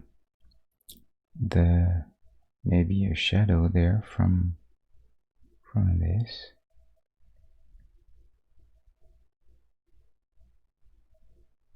We'll see if we can convey that.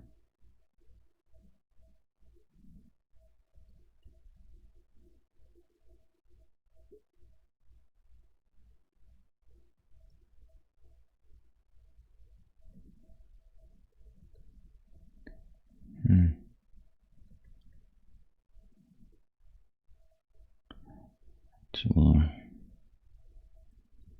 let's get everything clean first. It's kind of a bad angle.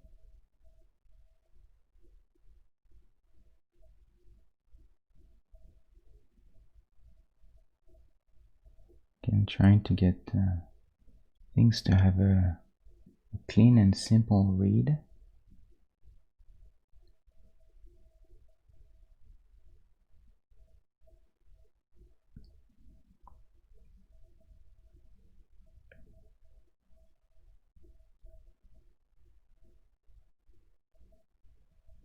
That shadow is a little too green, so just gonna fix this real quick.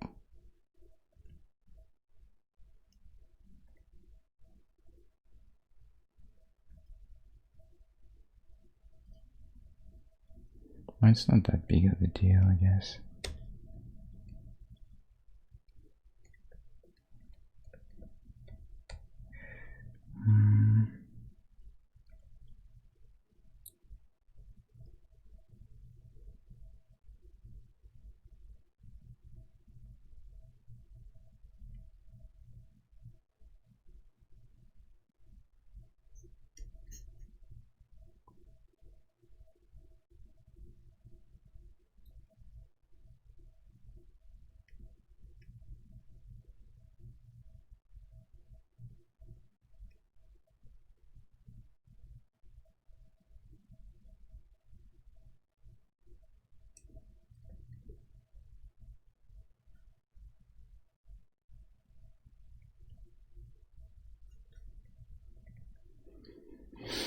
Let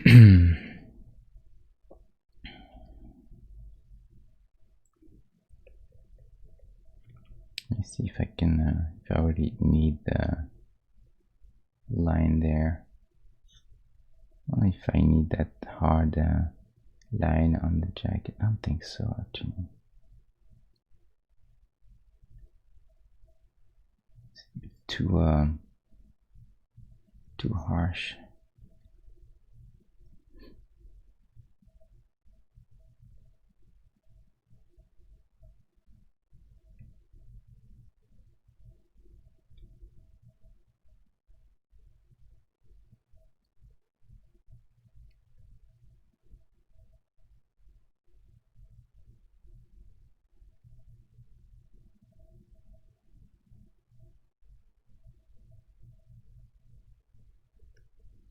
How's that jacket? Oh, he's got the Walkman. Wow, okay. Does he have it there? Can't really see it. Kind of a nice touch though. But I don't think we could be we could do that and show it for what it. I don't think it will be it'll be probably way too hard to understand what this is.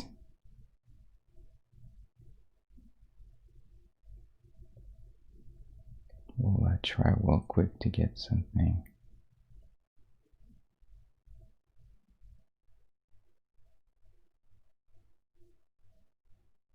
I guess we could. Yes, we could actually. It's kind of a crazy amount of detail. Don't know if I should do this, but I mean, it's kind of fun though. So pocket.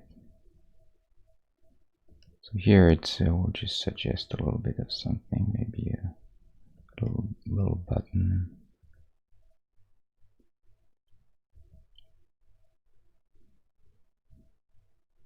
And that's about it.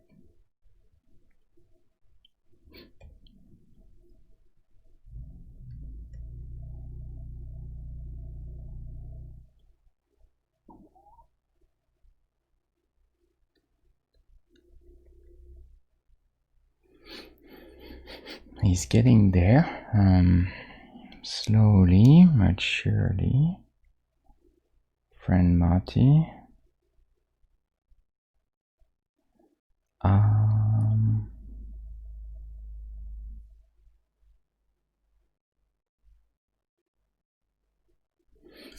Let me get the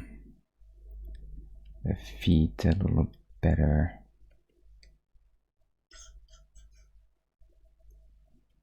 I want to make sure that get the sneakers there.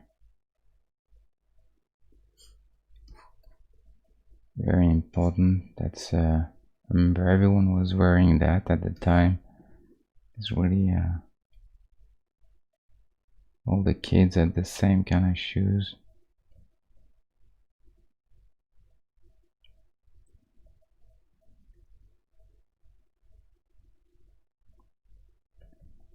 So I need to try and find a shape, someone reminiscent of that.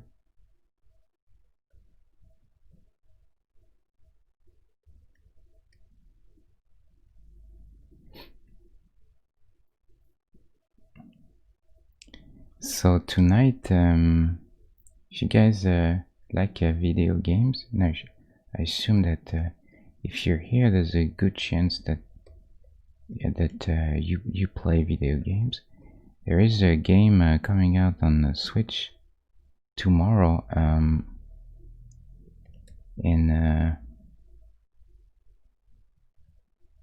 Actually, technically, it's tonight at midnight, but I don't think a Nintendo shop does. They do the pre-order online, unfortunately, or the pre-download. So it'll probably hit the store tomorrow morning, and it's called Gris. It's a Spanish studio who did this. I'm not sure why they call this Gris, because gris means gray in French actually. So I wonder if they meant it to be the French word, or if it's just something that has nothing to do with the French. I'm not sure. I haven't looked it up, see what they say. But anyway, regardless, they're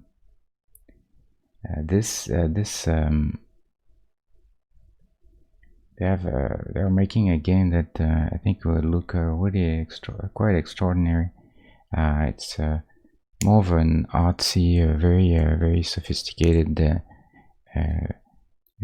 game with very strong minimalistic art direction, in kind of the similar vein as games like Journey or Inside, and which both of them are really loved. And yeah, it's coming out tomorrow, so I'm really curious to try this one out. I don't expect, to be honest, that the game to be really that good. I mean by that to be a really interesting game in the sense of a pure gameplay, the sense of a real game. I think it's going to be more like an experience, like actually like a journey, but less of a real game, like for instance they did in Inside. Inside was a same thing, very sophisticated art direction, very meaningful game with lots of very strong moments, and but it was an actual game. It felt like a true game. There was a nice puzzles, tight controls. I don't think we should expect that from Gris, but at least there's a chance that it will be they will look very nice and feel interesting, you know. At least I hope so.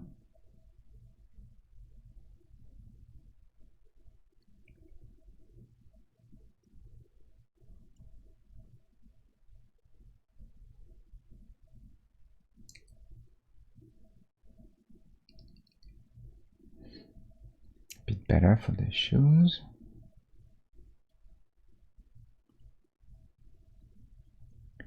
You could even do this, I guess. Wouldn't hurt.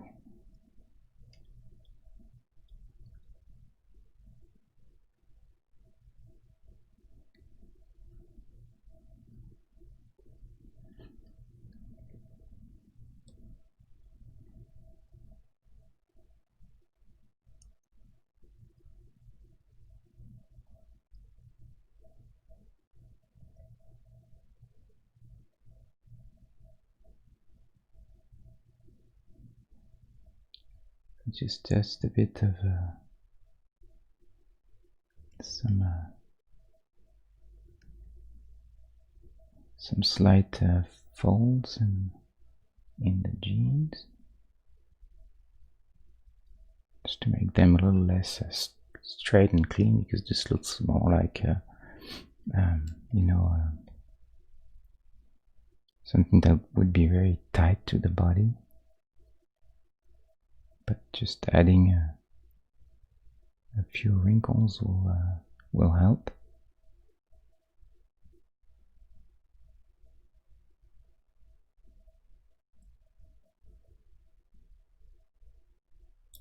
Doesn't take much. I don't want to overdo that stuff for sure, but just this is helps quite a bit.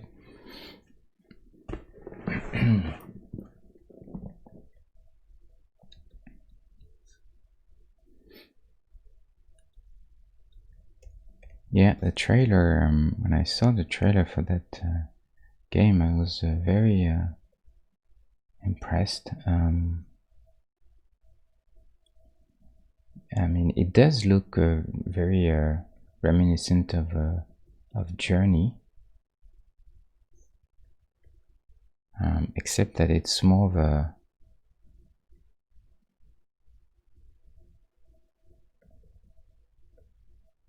more of a 2D game. I mean, I'm sure there's some 3D in it, but it feels more like a 2D approach.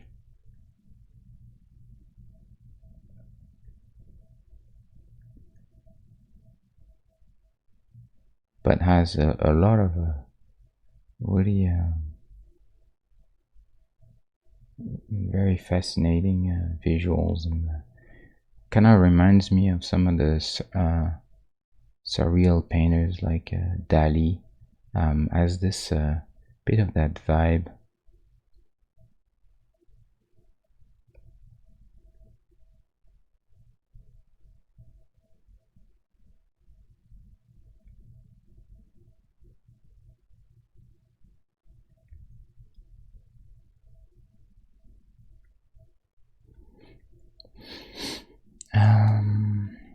At this point, we don't really need these guys anymore. I kept the previous version some time ago. It's always good to sometimes to go back. Sometimes I keep a version that I go back at a point where I feel like I have something that I kind of like, and I'm worried that by going on I may mess something up. Then I tend to keep a version at that stage, just to make sure that when I go back to it, I haven't messed up too much. So see, this is okay, so now I can get rid of it. and this would become my new sort of version, my to go version. So I'll keep one copy just in case. I think those this color for the shadow there is not quite right actually. I think it's probably a little, I'm not sure, I think it's too saturated and a little bit too light.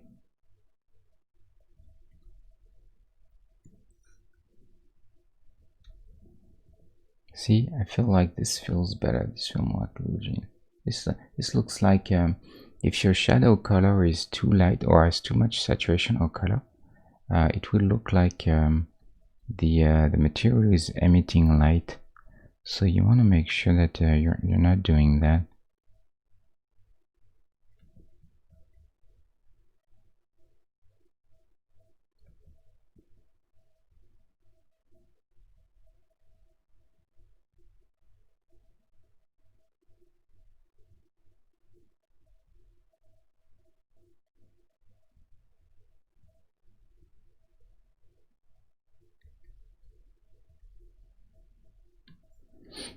Getting very close now.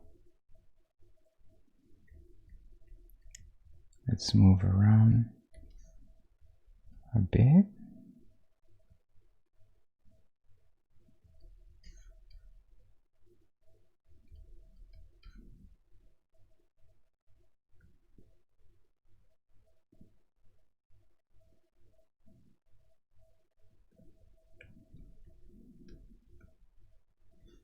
Nice and small, like I was hoping. Next to Jessica.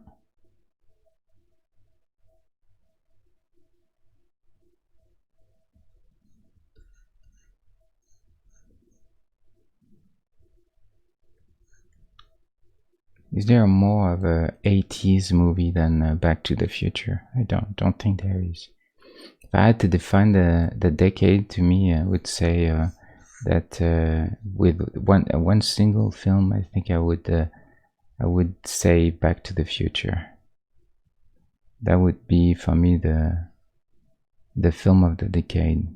The decade.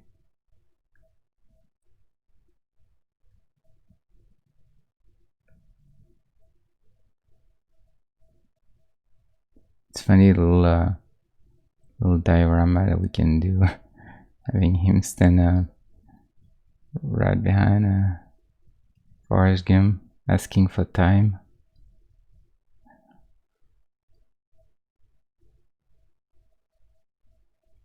It's funny, legs are remarkably close, but smaller.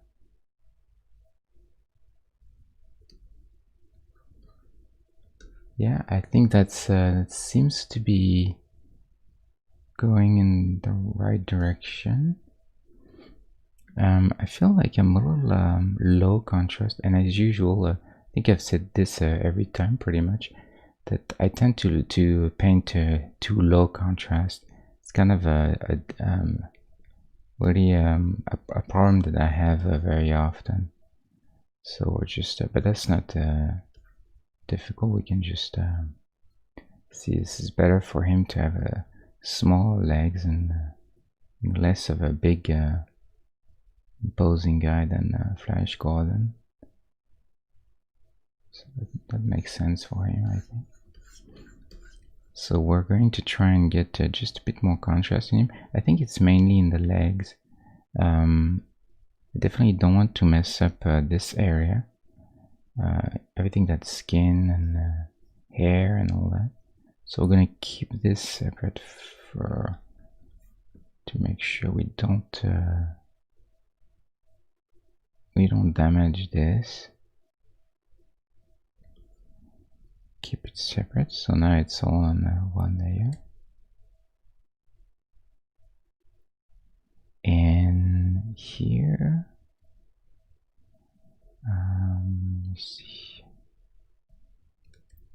I'm gonna actually delete this. The reason I'm doing this is because there are pixels that are not at 100% opacity. So if I don't delete what's underneath, then they will add on top of each other, and this will effectively change the color on the edge. So I want to make sure that it's all clean. Okay, so here let's do a bit of a contrast on everything. I think it definitely needs it. Saturation will go up too much. If you remember what I was doing for that, I'll do it again. So you use here an adjustment layer, levels. You could do it with curves as well if you like curves better to contrast, or you could do contrast if you want, but I tend to use levels and use with this. And this layer we'll put it in luminosity, and so now you can play with the levels here. Let's say crank the and also you need to right click here on the adjustment layer and you do a create clip-in mask. And what that means is that now those two are grouped, and this this layer would only adjust the colors regarding all the pixels that are in this layer. So the difference is that now if I do, let's say if I do this, kill the contrast, do something crazy, you see it doesn't affect anything else. But if I don't have the clipping mask, everything that is underneath will be affected. See all this. But if I do create clipping mask, then everything is preserved, and he's the only one who's gonna get affected. So now we can reset this. A little trick here: when you want to go back to all default value there, click option or alt, I think, on PC, and cancel will turn into a reset, and then you can click reset and all the values will be back to nothing, to normal default. So now we can play with the contrast a little bit.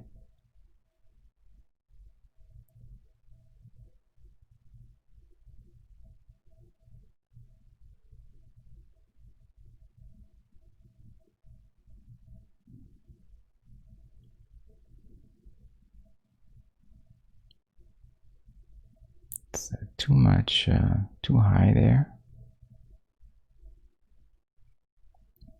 So it's convenient because you can keep this and just make sure that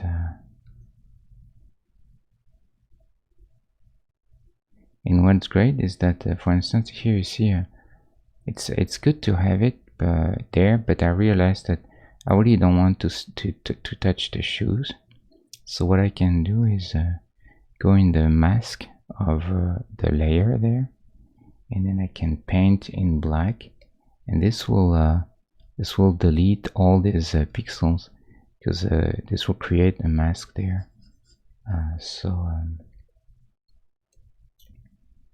Paint in black, and you see they won't be affected anymore. And everything that I want to preserve, like this, that I forgot, can still do. Like for instance, don't want to touch those because they get a little too bright. Then now if I go back here and change the contrast, well, you see shoes won't change and this won't change.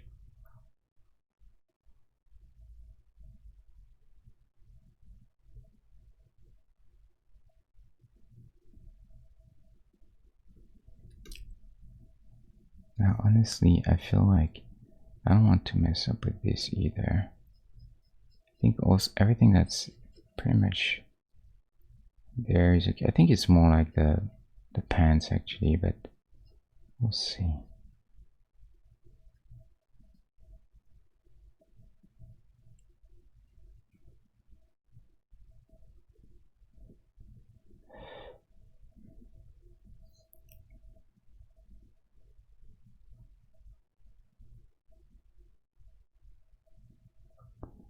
reset this. Let's go a little darker. The shadows here need to go a little darker.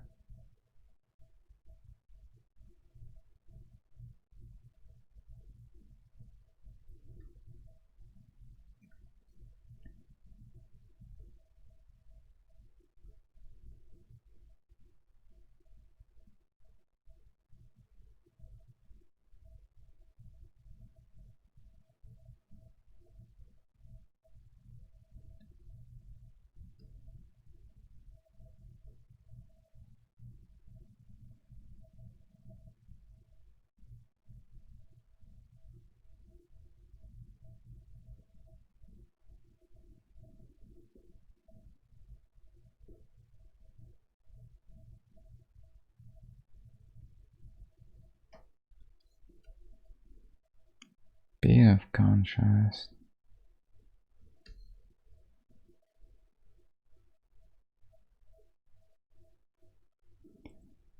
Not really sure, actually. I think it's more like that shadow value that's still wrong, but everything else seems to be fine.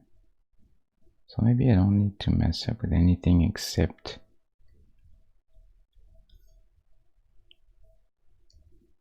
let's see, paint this whole thing in black. If you want to see the mask, you can click on actually I don't know what this symbol is. I think it's the slash or reverse slash on the keyboard, and then you can see actually the represented in red. You can see the mask for that layer, so you know what are the areas that are preserved, because they're masked out in red. It's pretty convenient for that. And now I see it's only pants there.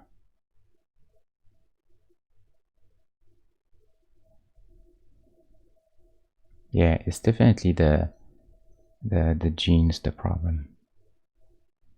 Definitely the jeans. I cranked it a little too much, but I think that's the idea.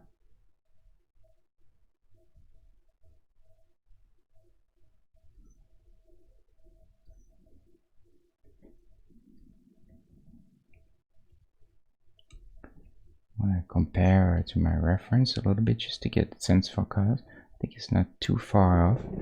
Yeah, it is. We have a bit more a cleaner blue there than on the jacket, which seems consistent with that.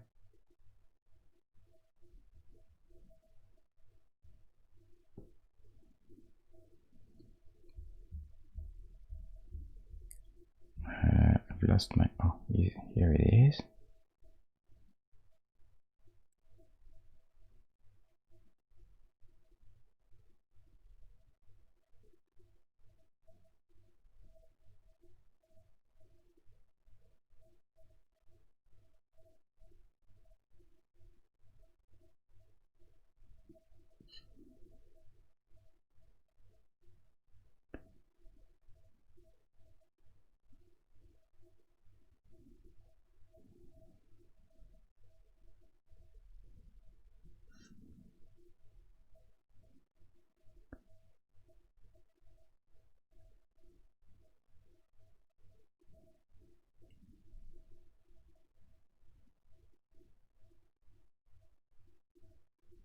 With OCD with that. Generally colors with me are a big deal.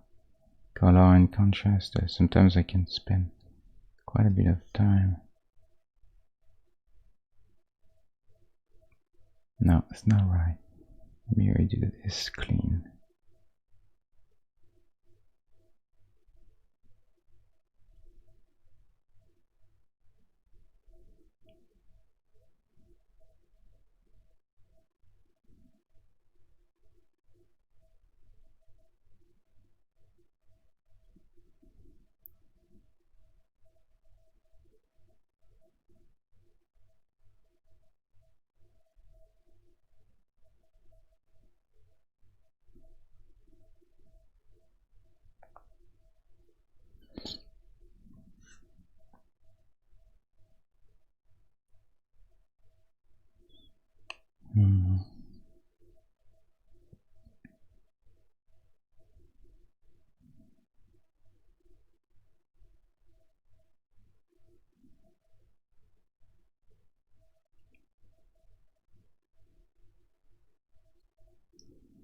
Still not quite right. I think I'm gonna go a little darker first and then increase contrast.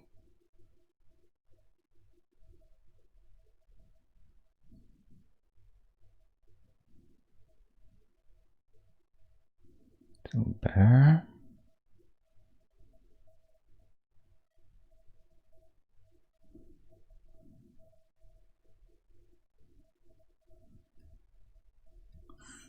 You want a bit more light on top.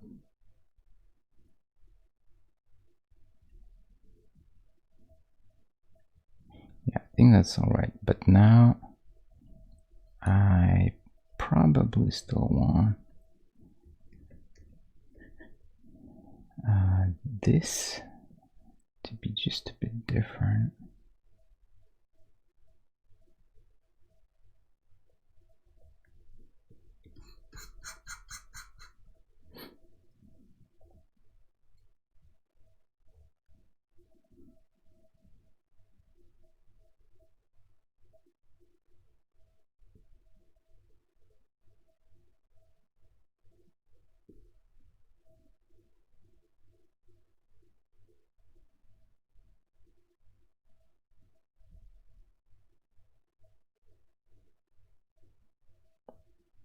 Yeah, I think the hue is a bit wrong.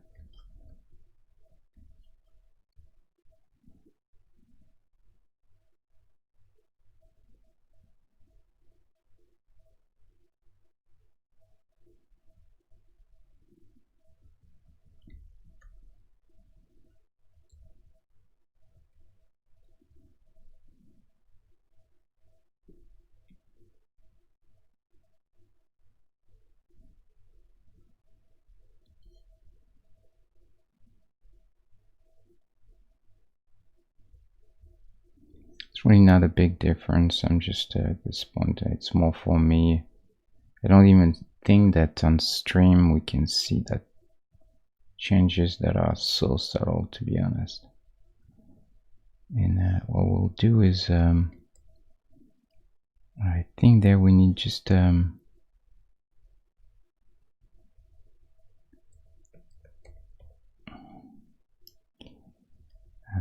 usually on the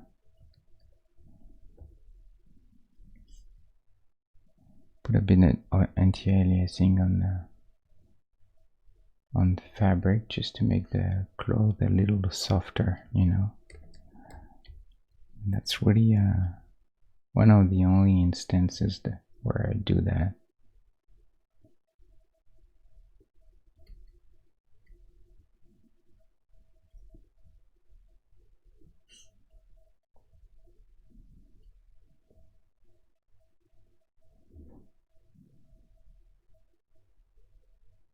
It's a bit better.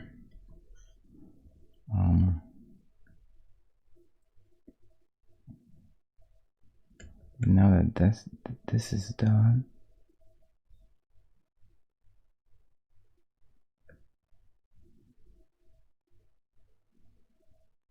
just gonna mess up one last time, but I don't want to affect this area. Okay.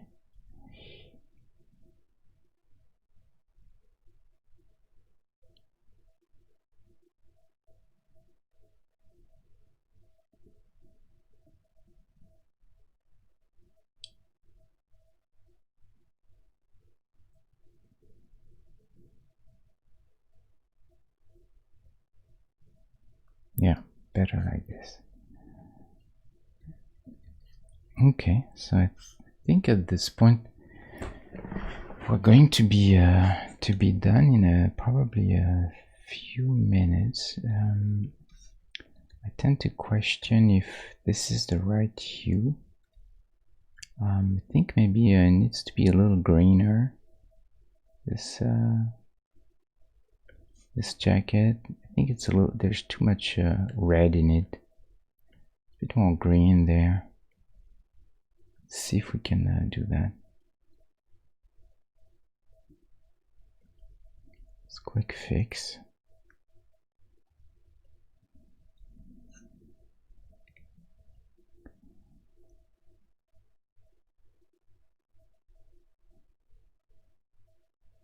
also a bit darker.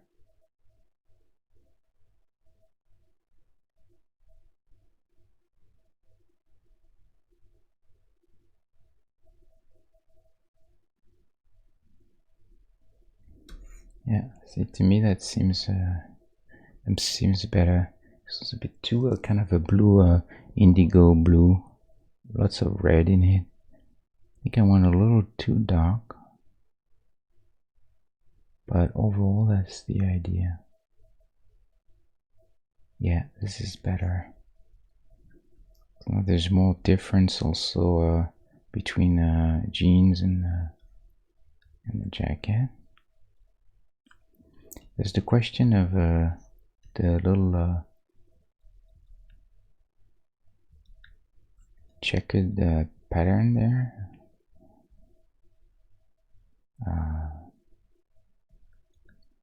Can we do it? Is it worth it? Well, I guess there's only one way to know.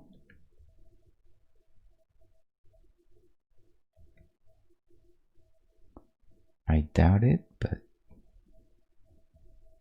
we can try.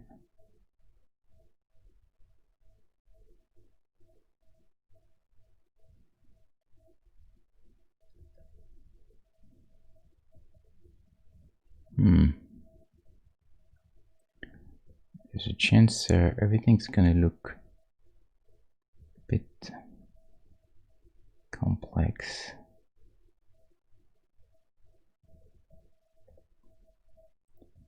If we do that, but give it a chance to work.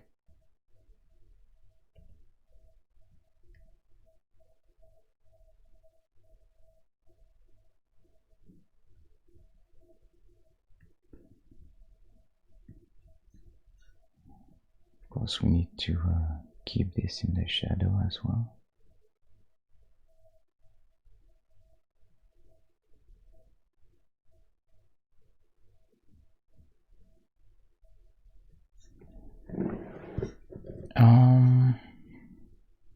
I kind of question if this is going too much into detail, because I remember I was mentioning that how I don't want to go to feel like one character is taking showing a lot more detail than some others. I try to be consistent. I mean, arguably he has the same kind of motif on his shirt, but it looks less complex there because I had more space. This looks like a dithering. It's very complex. So I question if we should do this.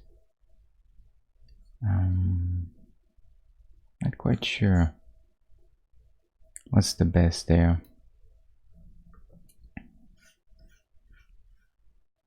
I have to sleep on it. Not quite sure.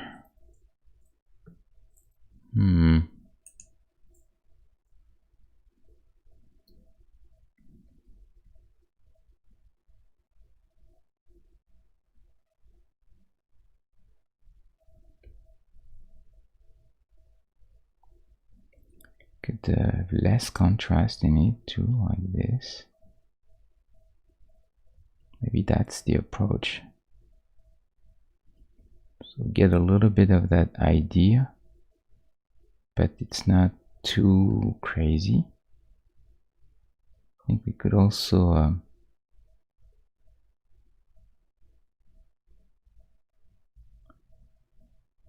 try to put some color in it. See if I can do that.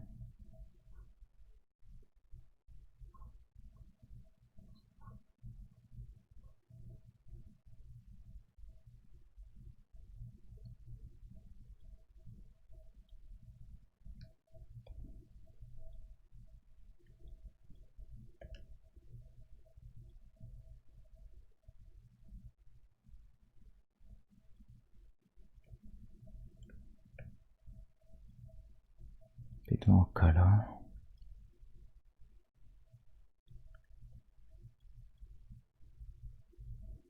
Oh, no.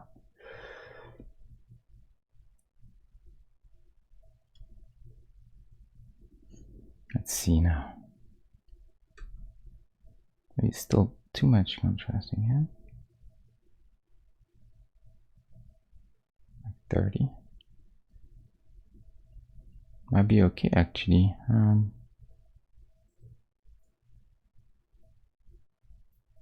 Might be fine.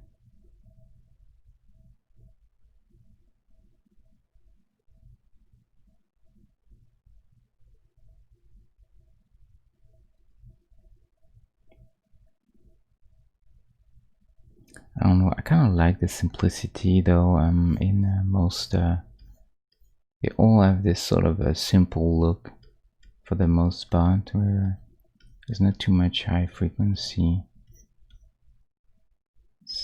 You know, so like I had the same problem there with him. There is some kind of a pattern on his thing, on this sort of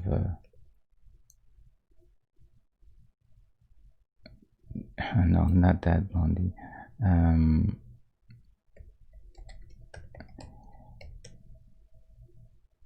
On his you see there's kind of like, it's kind of a wool pattern or something, and so I was wondering, I tried to put some kind of texturing in it, and then I decided to abandon it because it was getting too complex and didn't feel right.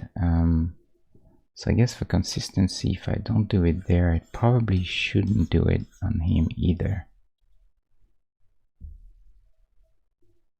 Yeah, I think we're gonna drop it. It's not that it looks bad, but I don't think it's something that is absolutely necessary, and it doesn't really add so much, and it just makes everything just a bit too complex. And I like the simplicity of it.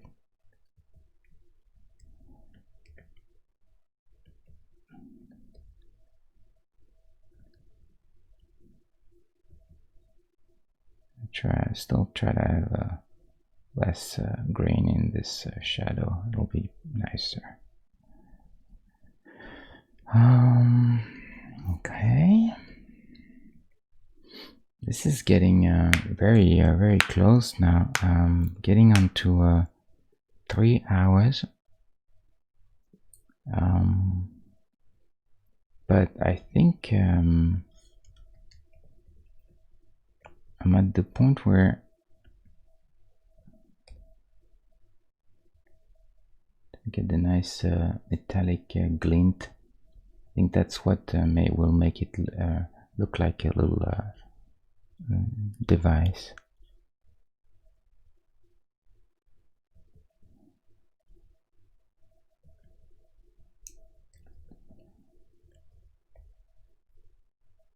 It's a bit crazy that I was able to put the Walkman in there.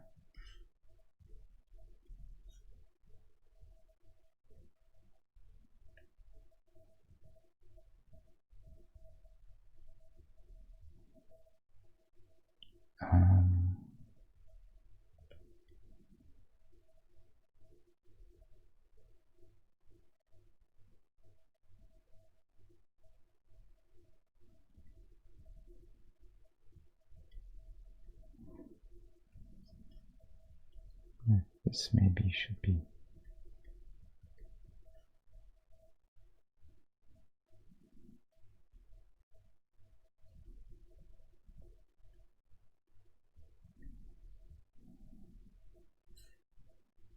Something a bit funky there. I should fix this. This goes more above. I think I could probably go a little cleaner there. Yeah, feels better because it feels more like that shape of that jacket there, and it isolates the hand pretty nicely, so it's kind of killing two birds with one stone there. Yeah, I think this is better. Boy,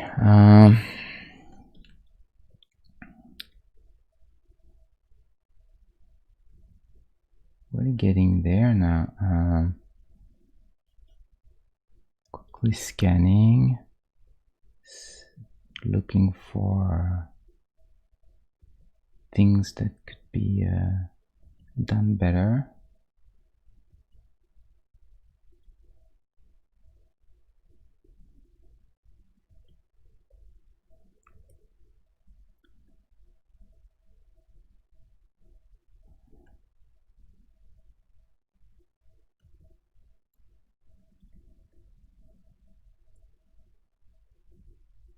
But I think we're getting there. Those glasses, I wonder if I could do something better for that. It's gonna be hard because, oh, I guess this is a bit better actually. Just the top reflection might be better actually. Simpler, cleaner. Yeah, I think I like this better.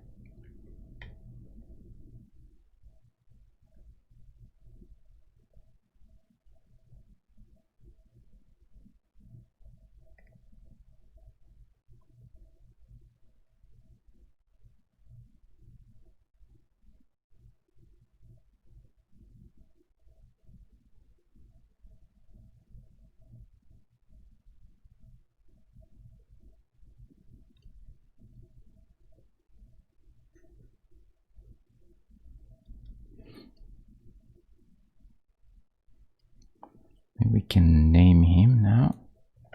Marty McFly. Let's see. Let's flip him one more time.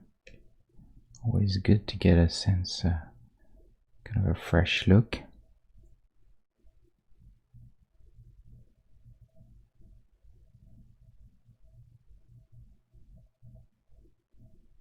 Yeah, I think he's in. Oh, I think here I'm missing some pixels there. It's a little bit weird.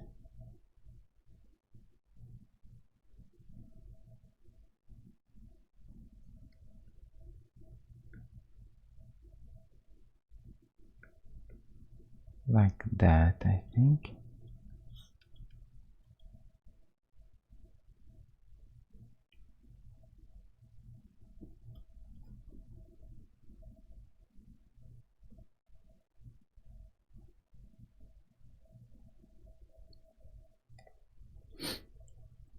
Just a bit too much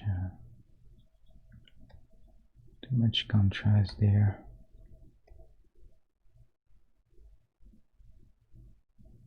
Gonna ease out on the contrast.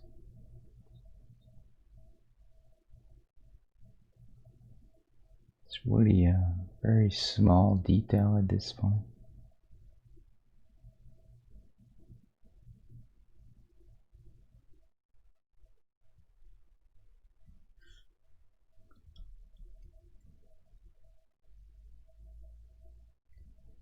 Okay, let's see.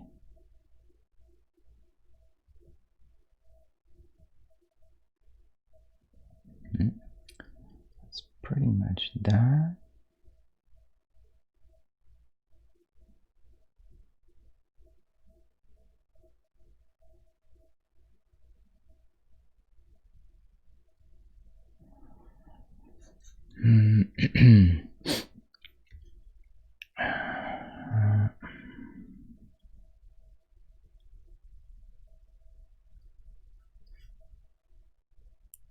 Here, suggest a bit more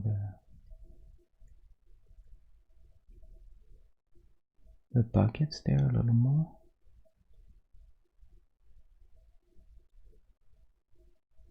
Oh, that's not enough. Then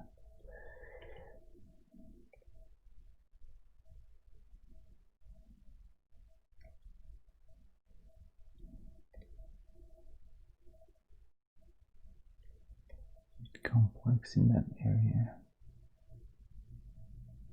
Oh no.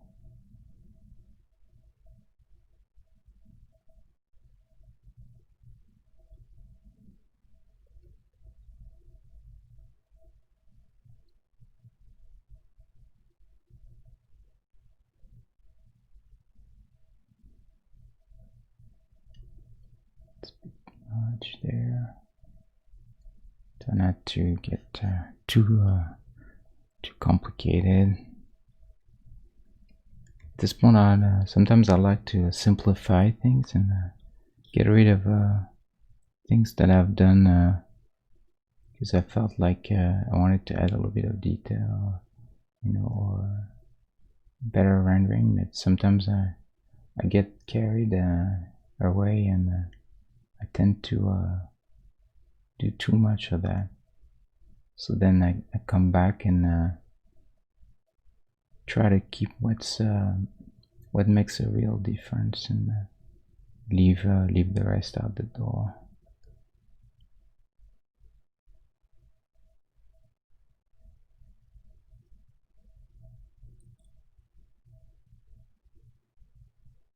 It's always a bit difficult to do that while you're painting because there's always too many things that you are preoccupied about. But when you reach a certain stage like this, where really it's about the very end, then you can try and go back and simplify this even more. I think the contrast is too high now, so we're gonna try and ease this. So in order to do that, sometimes what I do, I'll take this color and paint at 30% or something. So effectively what it does is that it takes a little bit of that color and mixes it in there. And so by doing this, you just make them a little closer to each other. And you can go several times like this. Again,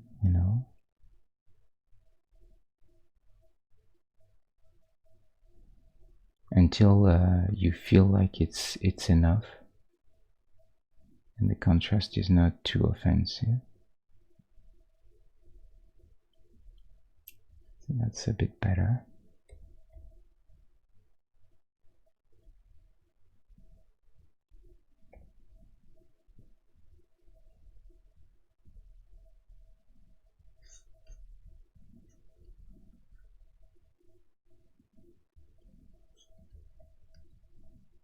If I wanted to bring back this idea, but it's too strong. Can't really do that, unfortunately. I think we can do that though.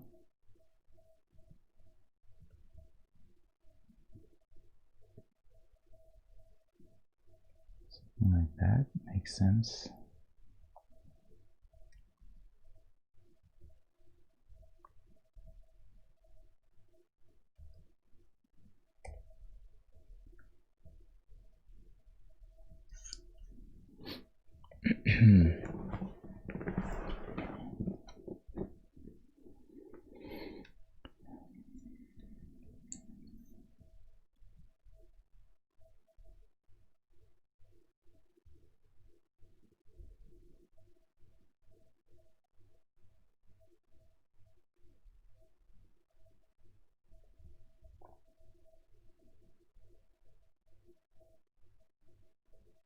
Still debating about the contrast overall.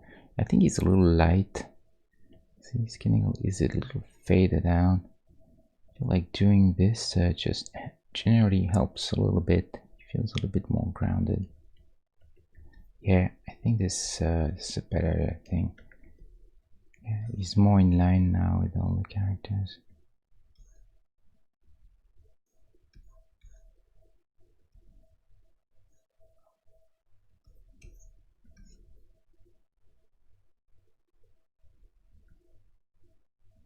See, it's the kind of same jeans color that I wanted to have for. Look at that, how close this is, crazy. I wanted to get the same kind of color for his than our pants, and got very very close there. But I still think there is too much red in the jeans as well, the pants. Pretty sure of that. So we're gonna go back one more time I know, I'm sorry, how many times did I mess up with this color? But I think it's actually quite difficult to get the blue jeans color. So it's more subtle than it seems to me. I feel like it's always saturation is always a bit too high. Anyway, so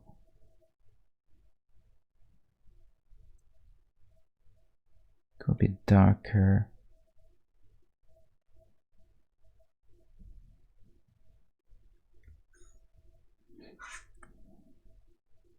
You see, this is too red. It's not right for a blue jeans. However, got a bit too dark. Yeah, this is better.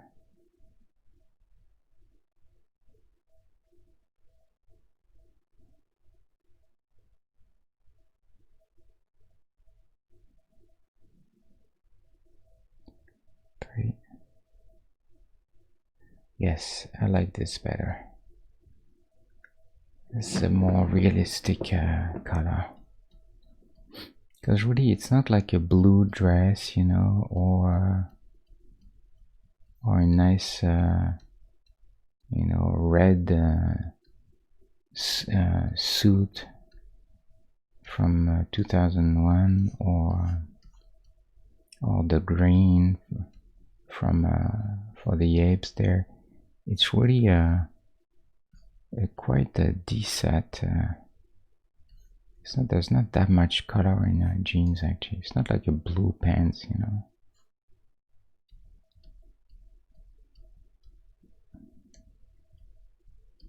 Maybe I think I'm crazy, but I still want to go back now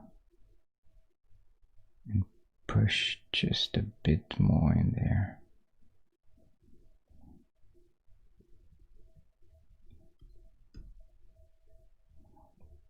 So that's why I like to go fast in the beginning, so I can afford to have this time to play with the colors for hours.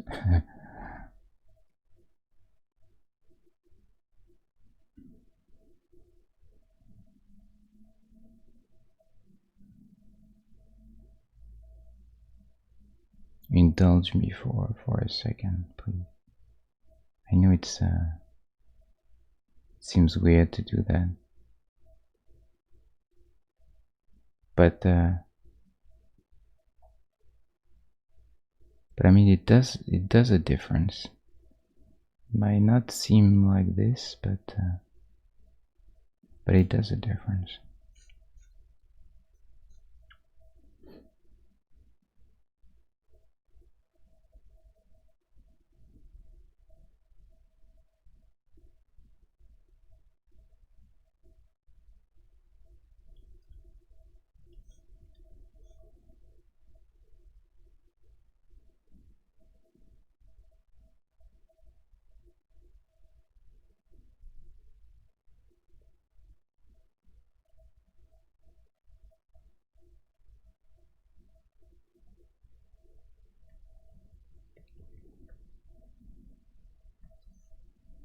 Okay, I think we're good now.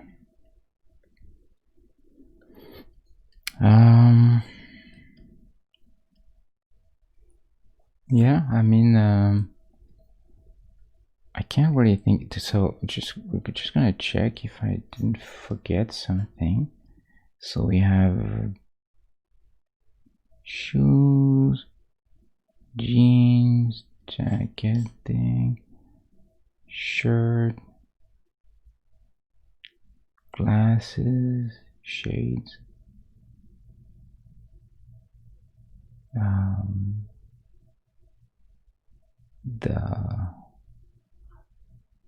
the watch. I think we're good. I think everything is in there now. Just look at this and I feel like it's a little bit weird. Oh, it's a bit better.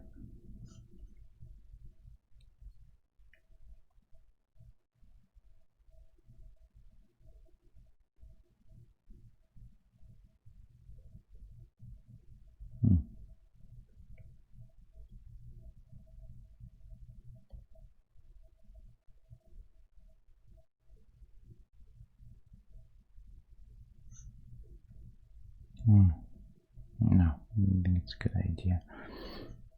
Okay, so oh, you know what could be fun? Okay, I really don't need to do that actually, but I kind of want to do the fire there just for fun between the legs, you know, just because it's the thing. I don't know if I'm gonna be able to pull that off, but let's try just for the fun of it. We'll try a little bit of a fire. Okay, so fire. You want to start with any kind of usually 3 values is enough. Start with that.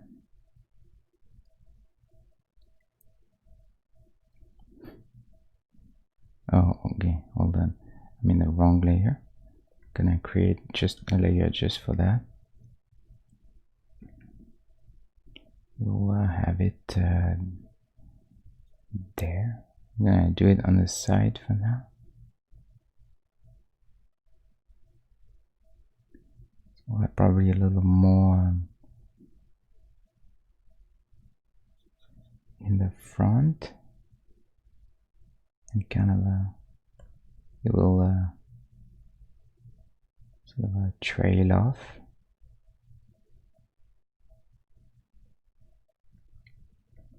Gee, this wrong perspective. I need to go more of a shallow perspective like this. Here I'm just I'm not even I'm just trying to figure a quick flow for it. Not exactly sure.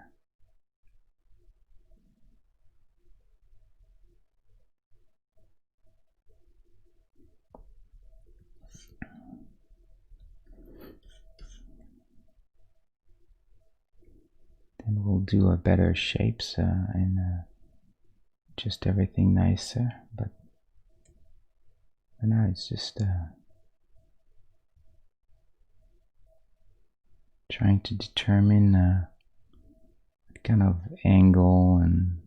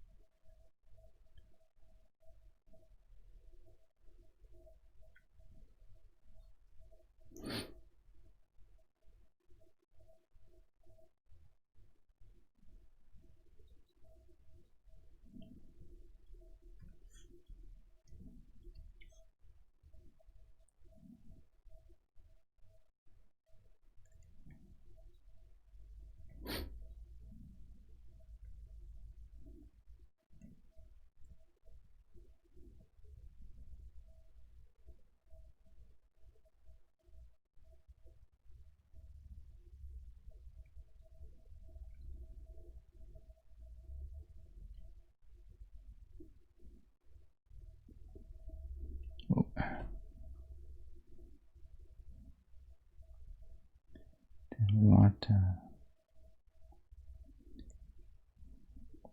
gonna push the saturation. Oh no, oh no, mistake, terrible mistake. Ugh, it's okay. This is what happens. It's good that I realized now. Terrible mistake.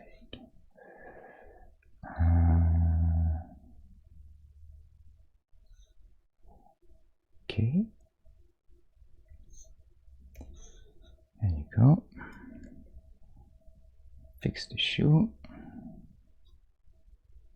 Okay. It's not too bad. Yeah, so I was gonna push saturation. My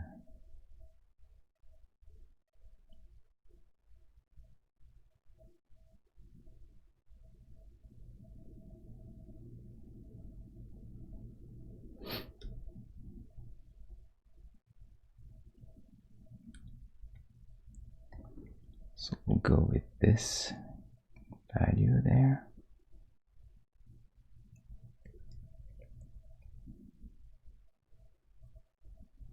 So fire, it's usually quite simple.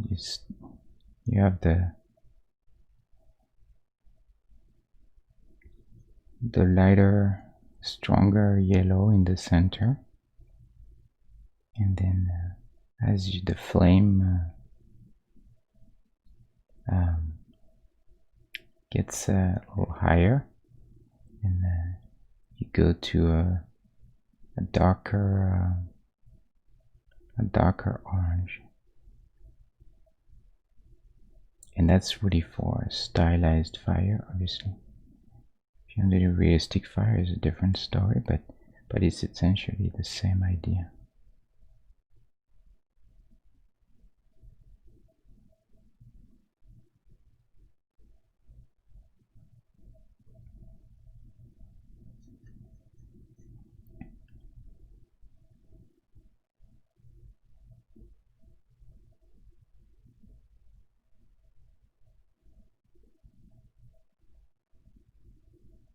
Too strong.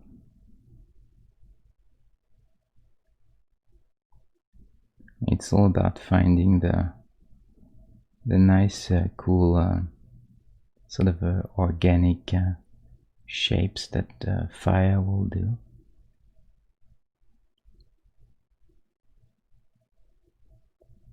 And if there's not too much fire at the end, you can end with just the orange like this.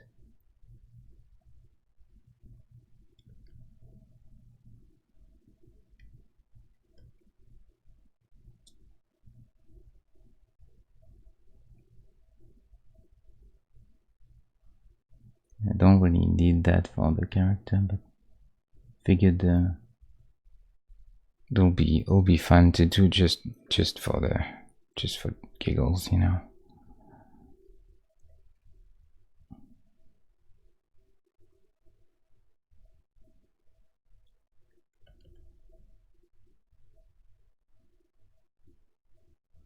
Did you know that originally Zemeckis, he wanted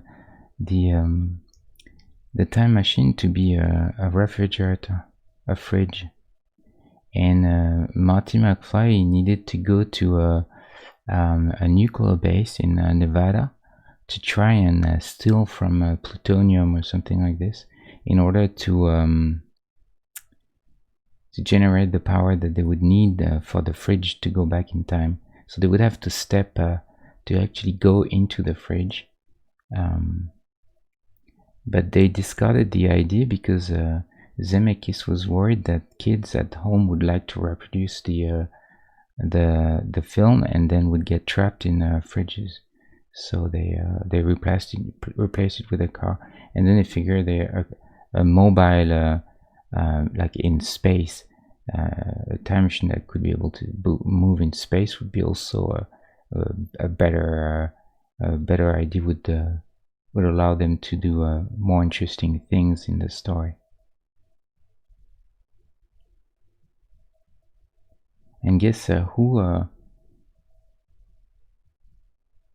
wrote down this idea of a fridge in a nuclear facility in Nevada and reused it years later? It was Spielberg for Indiana Jones 4. With the fridge scene, in the famous fridge scene.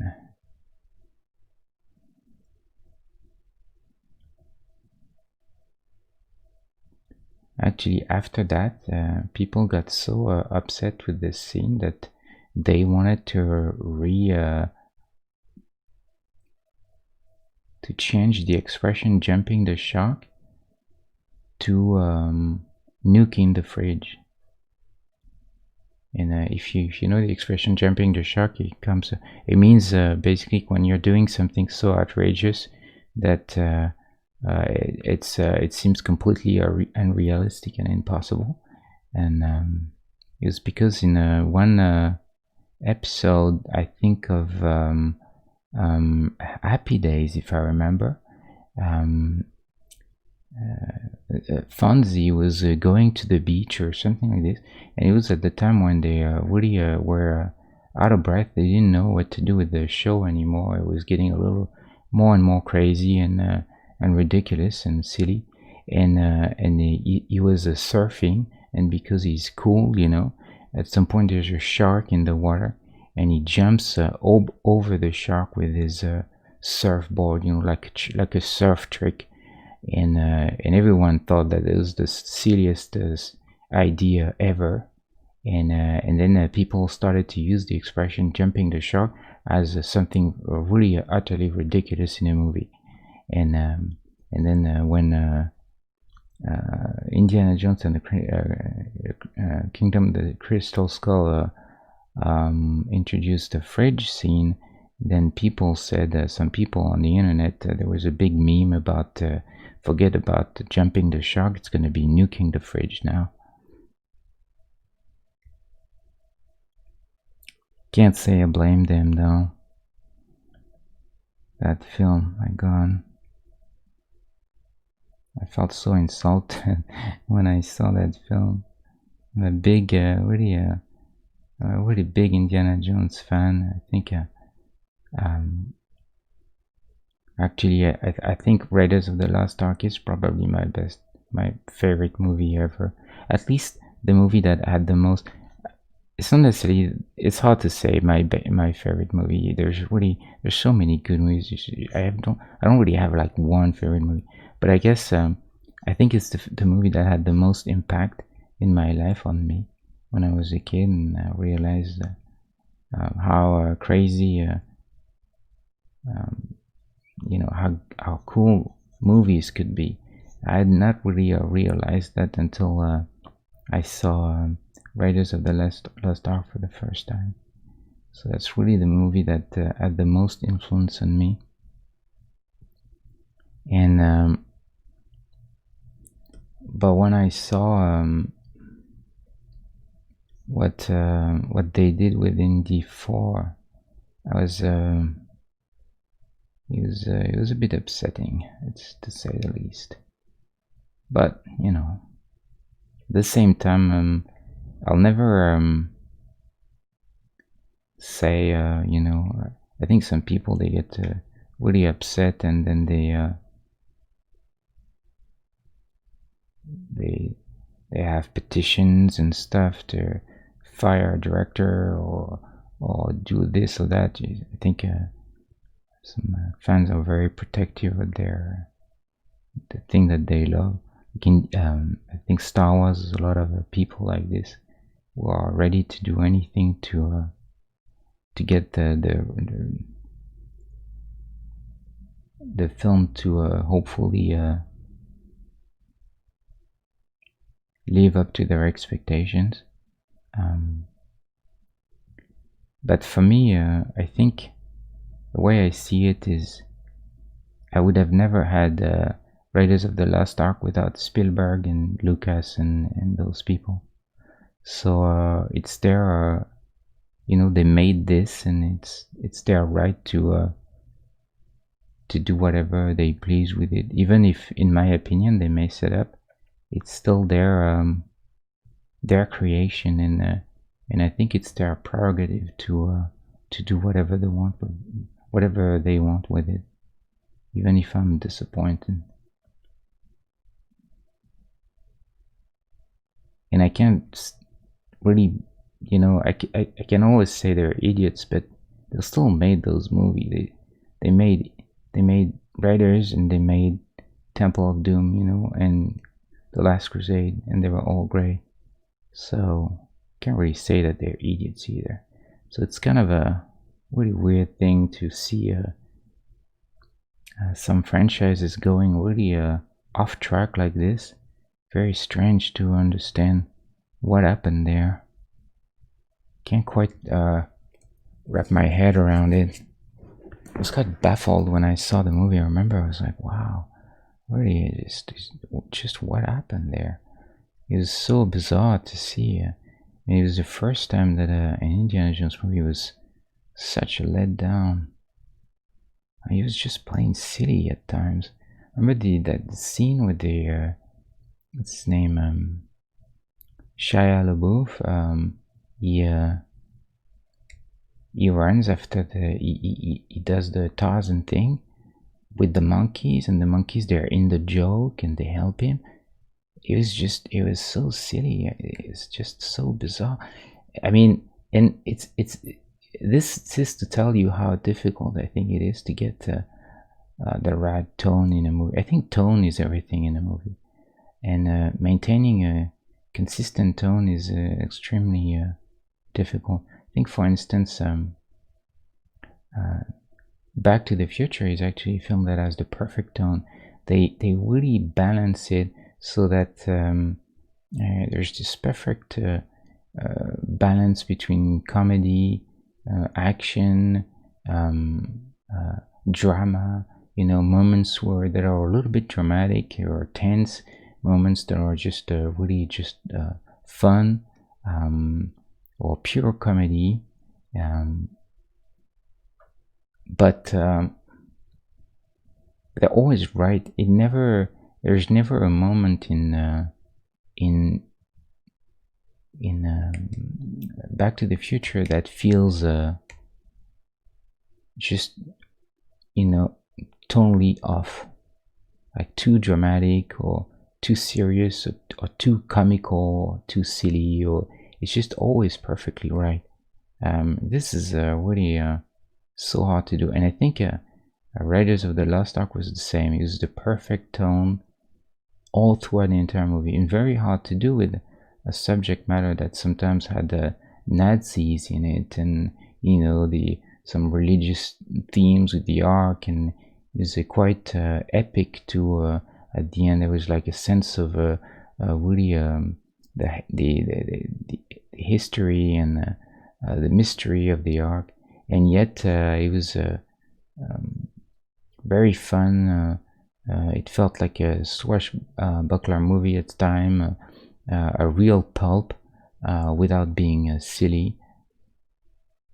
Just perfect. And that made me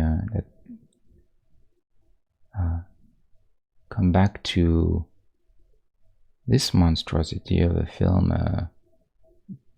the Crystal Skull, or that scene in the the monkeys. It's not. It's just off. The tone is, to me, is really off. It's ridiculous. It just doesn't. You don't even believe that this is happening. Same thing with the. They have that joke that they drag for like at least 5 minutes, where he goes into the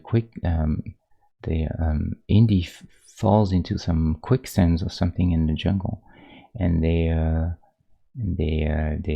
only thing that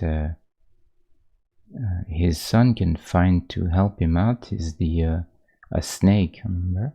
And he throws the snake at him and tells him to grab the snake to help him out of this thing. And he says this, I can't do this, I don't want to grab the snake. And then it's like, and then he go like, it's a rope. No, it's a snake. And okay, say, and then he goes like, say grab the rope, don't say grab the rope. And they're like, grab the rope, and the joke keeps going, and it's so heavy and heavy-handed and not funny that I was like, wow, really? What the hell? Like this is Steven Spielberg we're talking about, So yeah, I don't know. I guess I'll never know.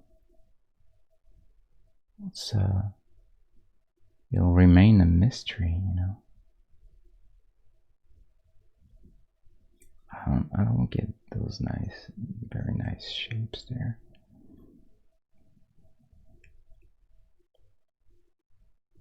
But again, like I said, I'm not gonna judge one of the greatest movie maker in history of mankind.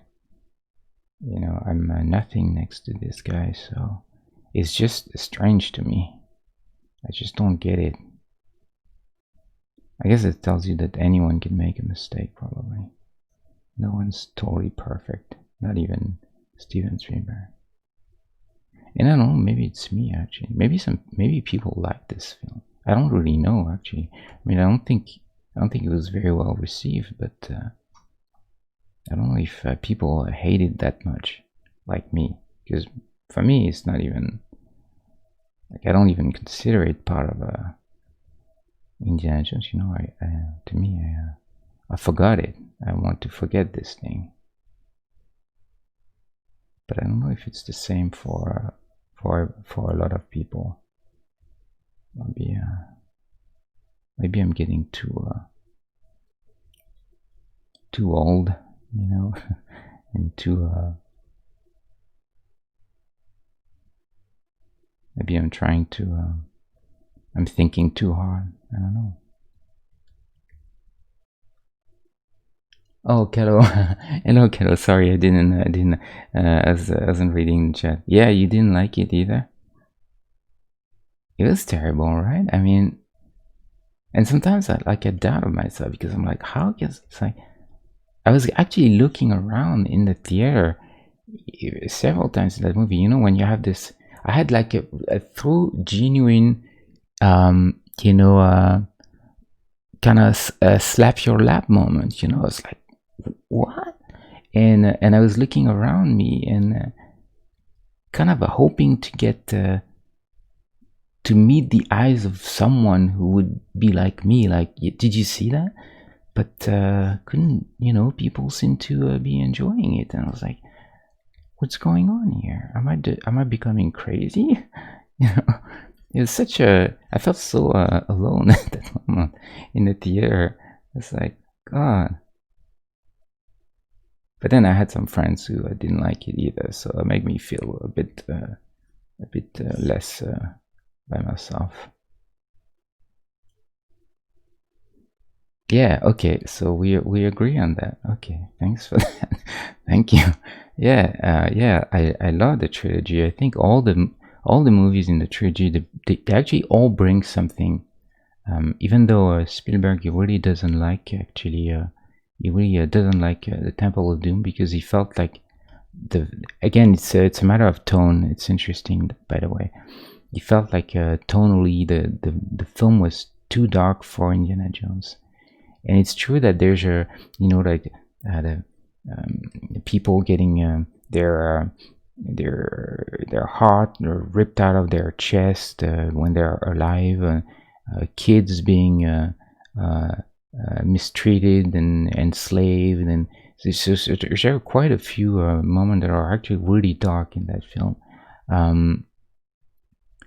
But at the same time, I mean, I feel like it's kind of part of Indiana Jones too. When you think of Raiders, there's a few pretty dark moments when he thinks that Marion is dead, and he get into this sort of weird suicidal mood. He's ready to go in and kill Belloc right in front of his henchmen, even though he knows that this is gonna probably signify the end of him.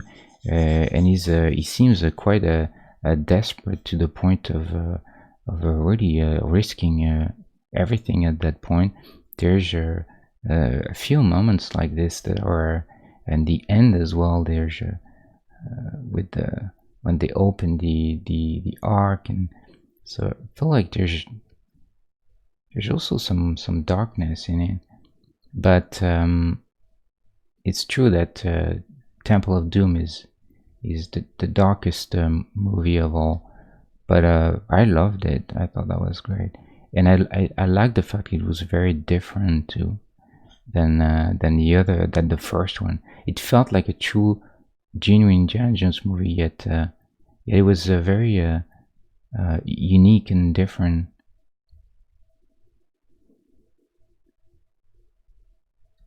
Yeah, exactly. Yeah, exactly. It's never, you actually believe the Nazis, and you can genuinely hate them for what they are, and the villains are truly scary or truly um, um, despicable. They're not comical, you know. Like Belloc is not a joke, you know.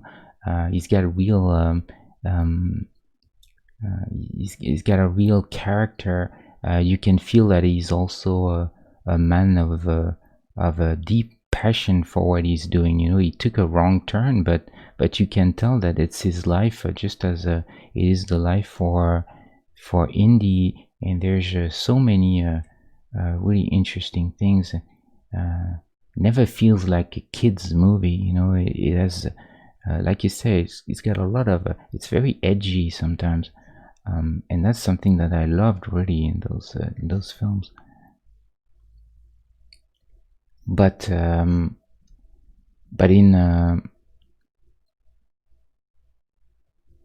Crystal Skull, all of a sudden felt like a giant farce. You know, it was so like completely wrong tone. Even the I couldn't believe that they had a great actress, Kate Blanchett. They had her do that really silly Russian accent. I was like, my God, really? Come on, this is no one does that anymore. You know, it felt the kind of stuff you do in the 50s. You know, in movies is so not a movie of its time. Very very strange.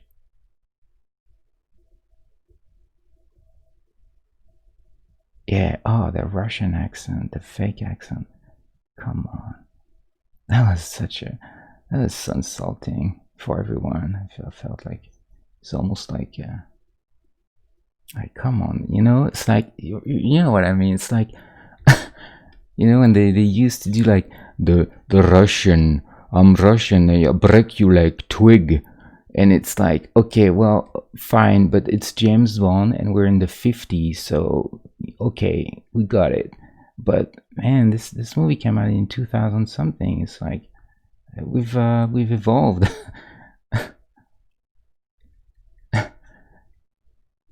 Oh man, the Tarzan scene, I couldn't walk out. I was like, you know, it's that feeling where you're like, maybe this thing's gonna turn around. Who knows, you know? But you get more and more desperate because I was looking at my phone, you know, and I was like, they're eating my movie. Where is it, you know? And I was like, okay, now we need to get to this now, you know. There needs to be, we got to be serious about that because like we've lost a good 15 minutes and it's still, you know, not very good. And then there's like half an hour goes by and 45 minutes and still trash, and I'm like, where's my movie? They, you know. And then at that point you realize that it's never gonna come. Oh.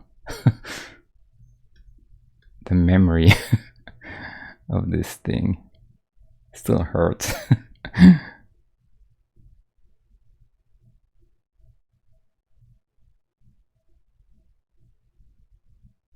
But you know, what can you do?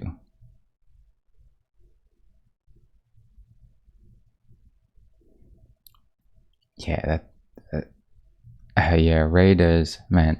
So you know, when I saw Raiders, I was fairly young at that time, and I actually got scared at the end because you know, the heads explode and stuff. It really terrified me actually, but at the same time, I was so fascinated by it, and I remember thinking about it for a long time after that. You know, it's like I just couldn't get my head wrapped around this thing. It was just like I felt like I had almost lived a true adventure, and I could remember it. You know, like when you go to it's almost that feeling of nostalgia when you go to you travel to a really cool country, or you have some vacations that are very different, you know, and you come back and you have that feeling of you're very nostalgic, and you feel like it's a time in your life that you'll never find again. It's a weird feeling, and I felt like this with Indiana Jones. I felt like I had been there with him, you know, and in this traveling and leaving those adventures. It was just something different, something really unique. Um, and Harrison Ford was such a perfect cast.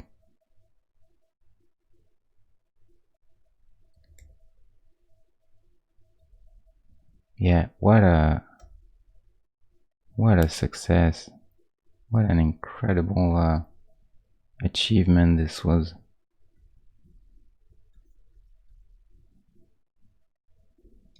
Don't think it's gonna be replicated anytime soon.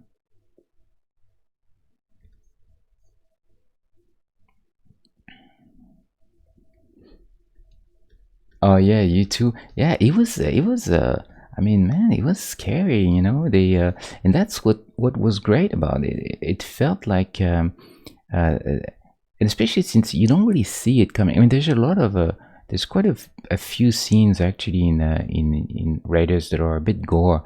You know, when I remember when the the German guy, you know, they fight. A, just before they want to fly out the ark, and they fly next to that German bomber, and and he gets the German gets killed by the propeller. This was a very it was, I mean, they don't show it, but the blood splattering on the windshield and the cockpit was quite something, you know. It was quite brutal. There's quite a few scenes like this that made you like pause for a second. You're like, oh, whoa, what happened there? But that's what's great about Indiana Jones, that the stakes felt real to me, and that's what I miss in so many movies nowadays. Not to say movies now are shit; they were better before. That's not at all what I mean, because I think there's plenty of great films today, but I think in terms of like the big summer blockbuster slash, you know, adventure movie action, I feel like nowadays with the CG and the fact that they can pretty much do anything, we tend to lose the stakes for some reason. They go too far, too quick, and you get, at least for me, I get to a point where I'm not scared for the hero, you know. I don't really I'm not worried that he's gonna get his face, his teeth kicked in, or his face destroyed by some kind of a, you know, a crash or anything. It's just, I know there he's pretty much invulnerable, you know. I love I think they were very I think the Furious movies are very fun and silly, and they're a lot of fun to watch, but I never feel like any of this is, I don't believe any of this is real. And this is kind of a problem when you think of it, because cinema, when well done, should be a suspension of disbelief, you know. And when you've almost accepted that this is something that you won't get, it's a bit weird to me.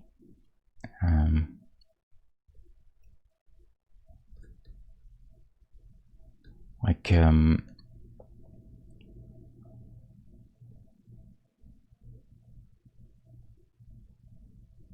yeah, exactly. Yeah, and superhero movies don't help at all for that, because I feel like in also in superhero movies now, you always feel, I mean, it's rare that you feel that that the hero is the underdog.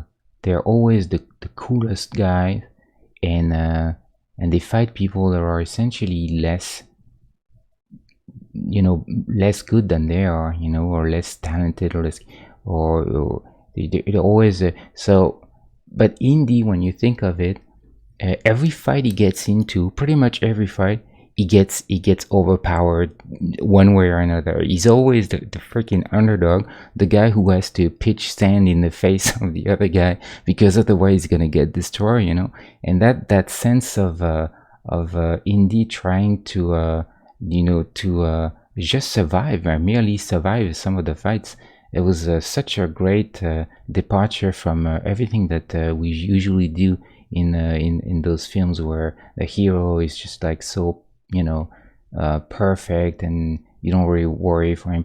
But Indy is such a cool, incredibly badass hero, and at the same time, he's so relatable, that which is really not something that's easy to do, I feel like. Yeah, he's my favorite character. He's so cool. And he can be a bit mean, he's well, some point, you remember when he crashes the German cars or something like this, with the truck, when he steals the car, kind of makes him laugh. He's happy just making them suffer, because they've been so it's been so hard for him that he's quite happy to take his revenge. It's a very human emotion. um, and that, I thought that was great. Even in the Last Crusade, he he's hilarious. He's he's laughing out loud. The fact that you know he sent the guy with the bicycle jump like 10 feet in the air, and you can tell that the father disapproves. So that was so they played on this too.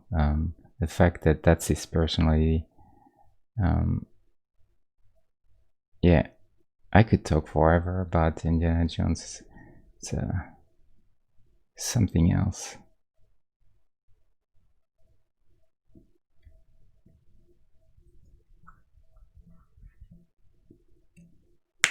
Yeah, yeah, yeah, yeah. Yeah, that was great, because then at that point you realize that you feel exactly like Indy, that you have this renewed appreciation for the father. You're like, wow, this guy, he can actually pull his weight. He's by very different means, but he's the father of this guy. You can tell that he's so resourceful, and that actually surprises Indy himself, which was really cool to see him. Yeah, the script was so good and clever too. Lawrence Kasdan did already a great script for Raiders, one of the best.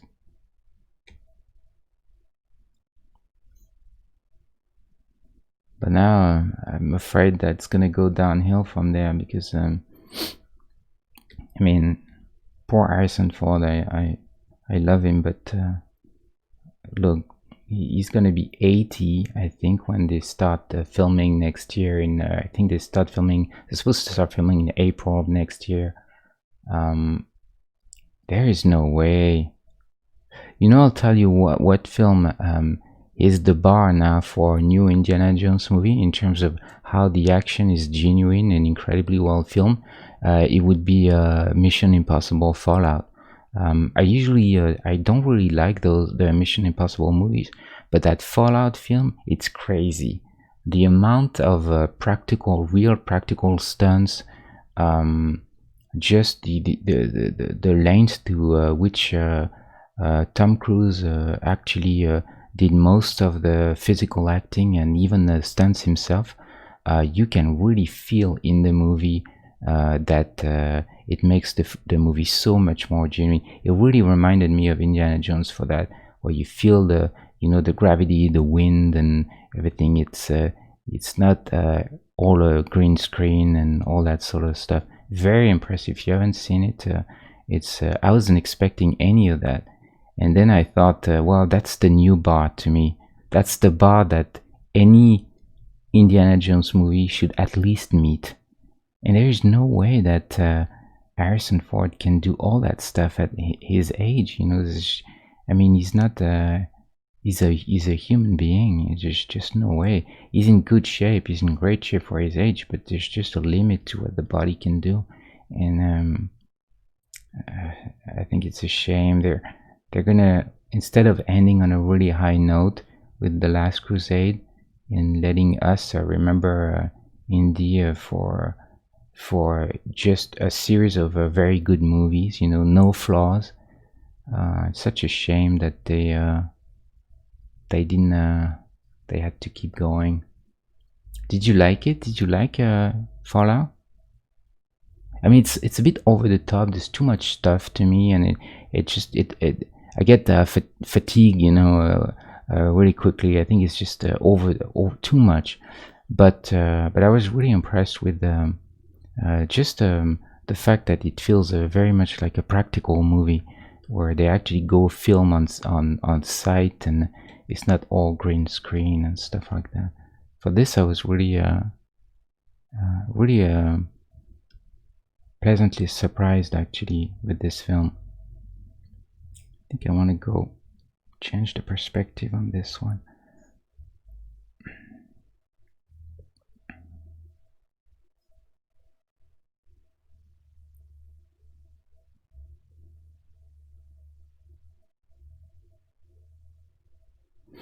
Yeah, I have a friend. He's a big fan of the films, and and I was making fun of him because I never really cared for them so much, and he was like, "Well, they're great, and we should go see Fallout." I was like, "Ugh, I don't know, man." And then and he insisted, and I was like, "Okay, we'll go see it." And then yeah, I was actually, you know what? You're right. They're actually very decent. Um, this one in particular, I mean, I don't really know too much about the other one. I think I've seen them on one point or another, but honestly, they're kind of a big giant blur in my head. They're kind of all mixed together. I can't tell which one is what. Um,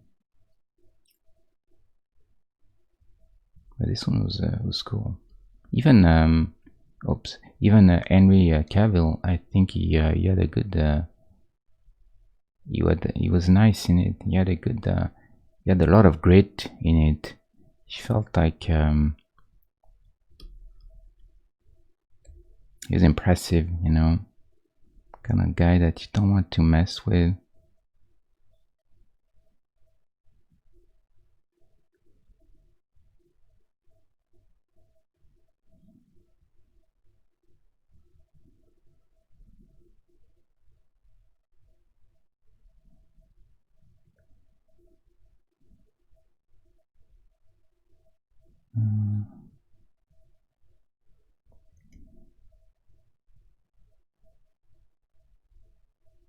Could go with keep going for hour with this stupid fire, but should stop at some point.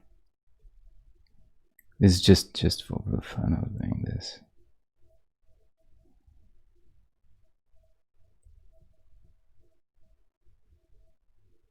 Yeah, so we'll see what they do with the next one, but I don't hold my breath. I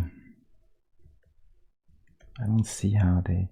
Plus, it's gonna have to be right after, in the same time period, because they can't really do a go back or do a reboot. I think what they should do. I was hoping that with Indy, what they would do is treat Indy like James Bond. He's a timeless hero. He doesn't need to have a specific face or. It's really about Indy is an idea more than a specific person. Even though it's going to be really difficult to make to forget Harrison Ford. It's a huge shoes to fill, but at some point they should. I think they should have just cast someone else, a young guy, maybe an unknown. Who cares?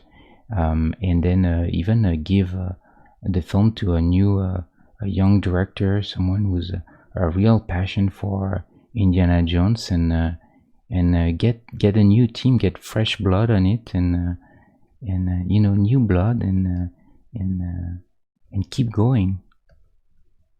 I think I would have liked to see this, but they don't seem to be determined to do that, which is really strange to me. because it works so well with James Bond when you think of it. And same thing, James Bond was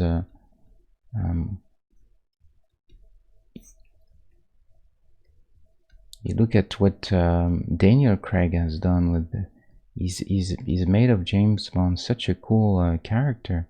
No one would have thought that James Bond could be that cool.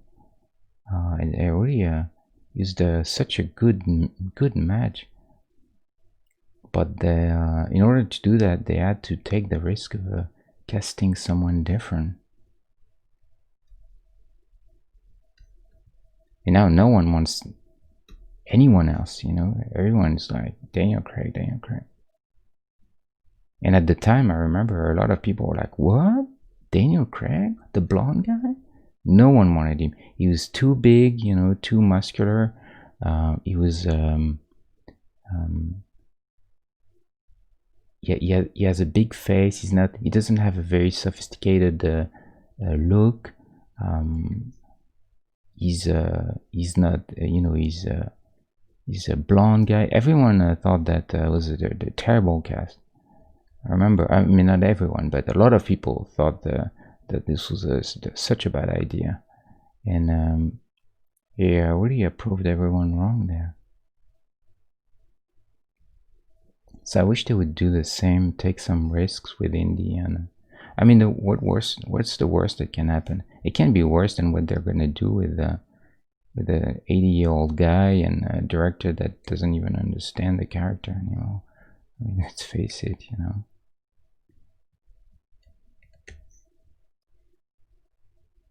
Unless they pull something incredible out of their ass, who knows? I mean, I kind of feel like I always have to give some credit to Spielberg, just the respect that you owe to this man, for his career and the incredible films that he's done. So maybe, but yeah, I'm skeptical, very skeptical.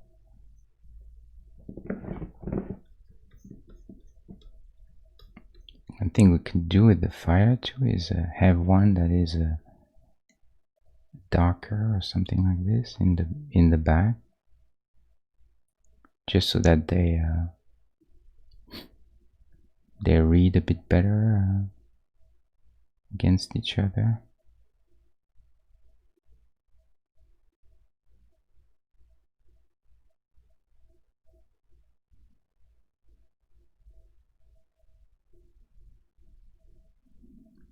Not sure if it's a good idea, but we'll try.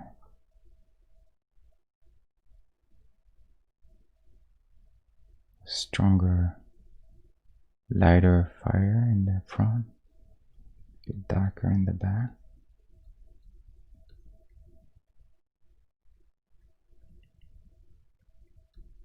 Maybe it makes things a little less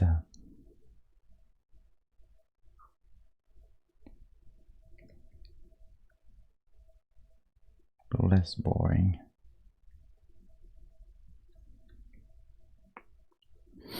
Anyway.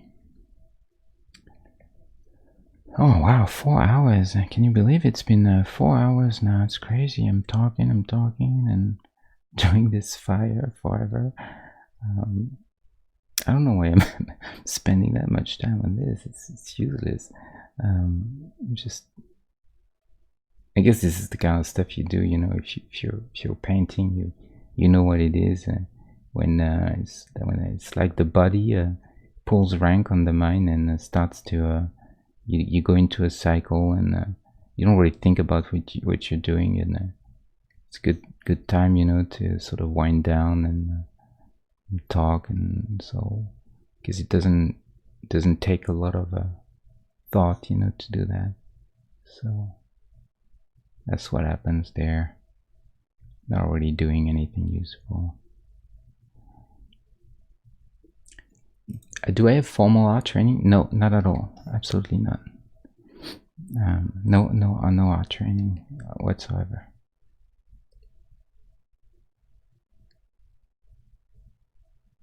I've learned however I could, you know. Just doing it, and still, honestly, I mean, still learning and still doing it every day.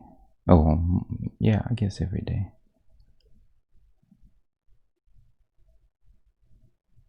Not that I was opposed to ever for art training, you know, but it just didn't happen that way.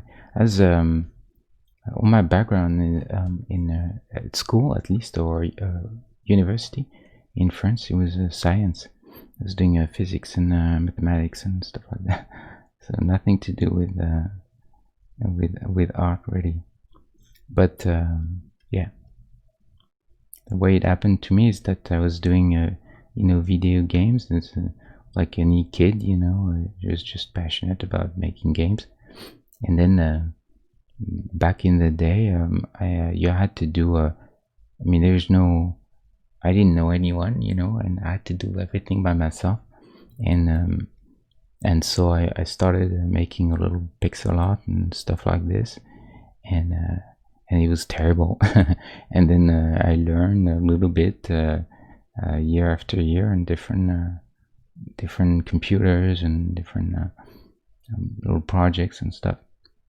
And then after that, and I was still doing, you know, at some point I was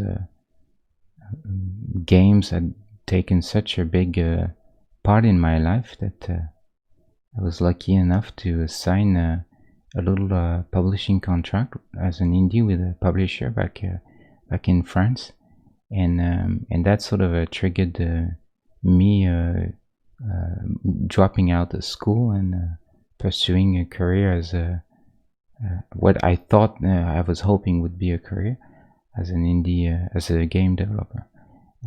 And then I made another one like this, and then both I was starving because you can't really make, at least at the time, it was very difficult to make a living out of this. So I then ended up doing other jobs, and then I went back into the video game industry. But and since then I've worked for you know, bigger studios and doing art, and then I learned 3D, and then I became a modeler, and then a concept artist, and so on and so forth. So it was kind of like, it just happened, you know, it just happened to me. I was not planning much. As I just took it as it went, and that's how it happened. Yeah. In these, you mean the sprites, those characters?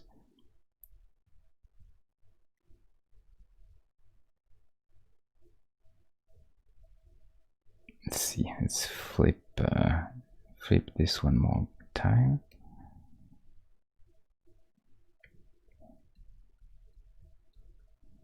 Yeah, I think that's probably all right for him. He's gonna do ooh, time to go.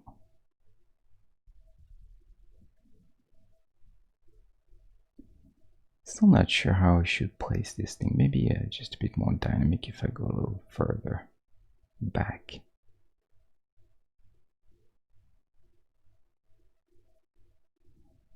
What happens if I go behind? Like in between the legs? Maybe that's better. We should do this. And then move this, oops, move this one out. No, this one.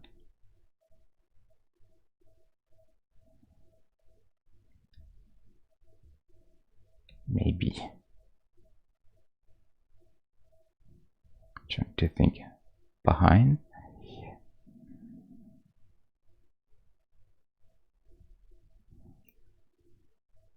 Yeah, maybe like this, it's a bit clearer.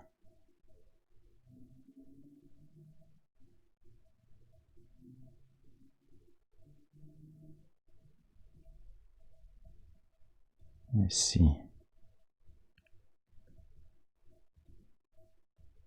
This I like more in behind.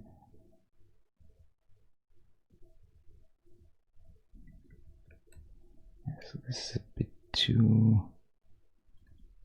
It's a bit too far.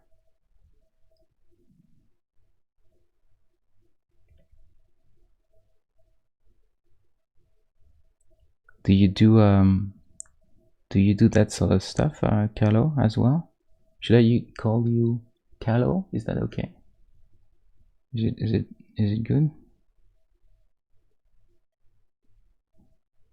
The worst fear of the streamer, to me, is not is butchering people's name. It's weird, but it's a big anxiety.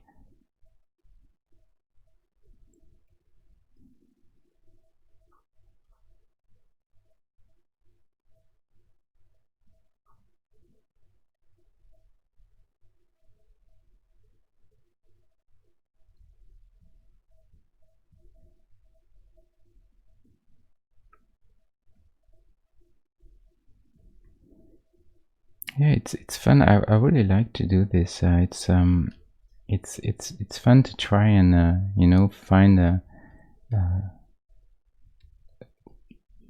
is there really something you can't do?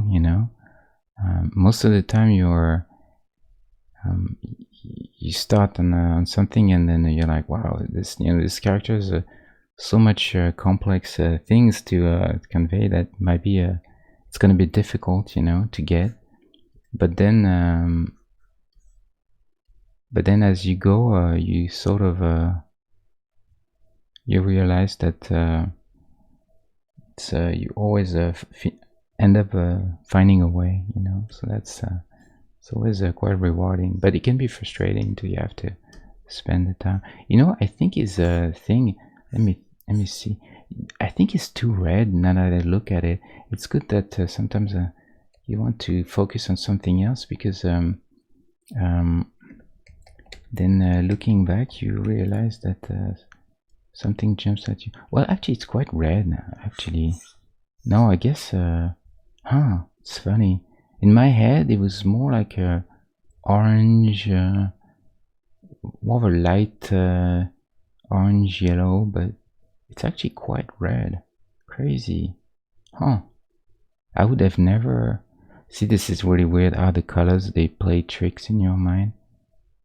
It's very tricky to remember colors. See, I remember this more like more like the life jacket thing, exactly like the life jacket. But that's a cool drawing. Looks like it's not actually. This is the color I was remembering. More like really the stuff that you wear in a, on a boat. But I guess that's not it. I'll have to watch the film again to make sure, because those pictures sometimes they're a little. But I mean, you look at this and this, yeah, it's definitely not orange. So I guess we're probably fine.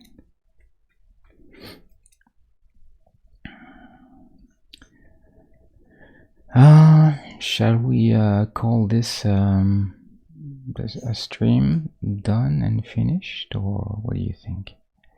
We're gonna name this fire and then fire. And then we can put all of it in one little group, all tidy.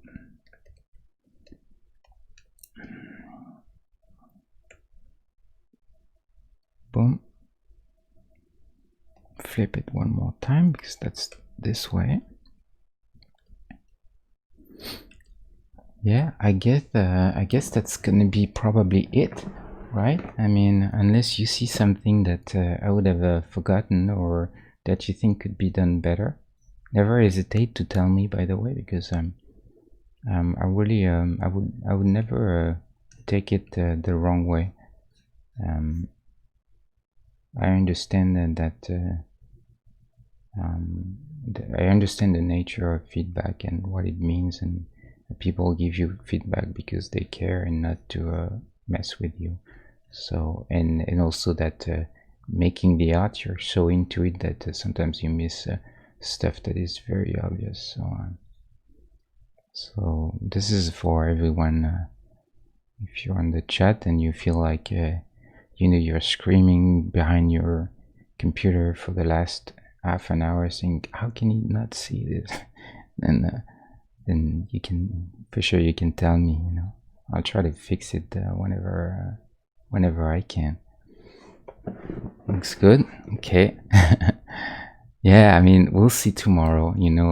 Like I said, I always tend to leave it, you know, for a little while, and then at least for a day or a night. I like to sleep on it, and then tomorrow I'll have a look at it, and if it's still okay, then will be on its way on Instagram, and if not, I'll fix the little things.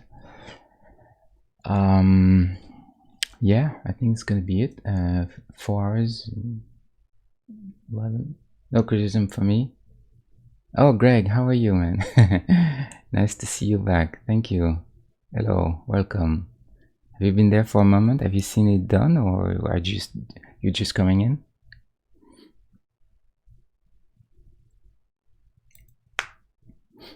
It's been a while, 4 hours, but I guess I took so much time talking about indie and things like that. 5 minutes, okay. Wow, you're okay, yeah. So, well, I guess you catch me at the right time then. Not that because I'm leaving, but at least you'll get to see what we've done tonight. One of my favorite characters of all time, you know, right after Indy probably. Yeah, Marty McFly, such a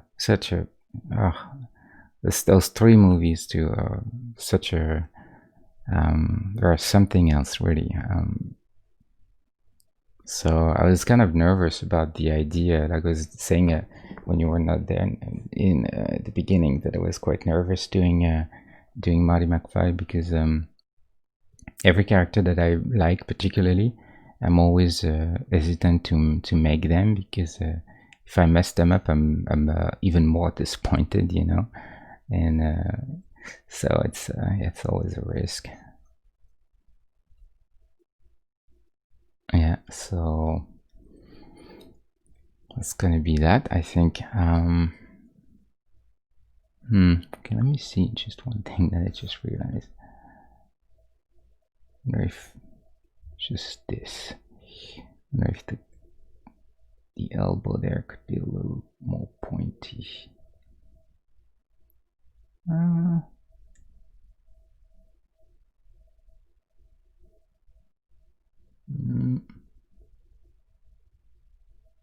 No, I guess it's probably all right. What about this? Should we have one more here? Yeah, maybe we could do that. I think this button also probably needs to be a little higher.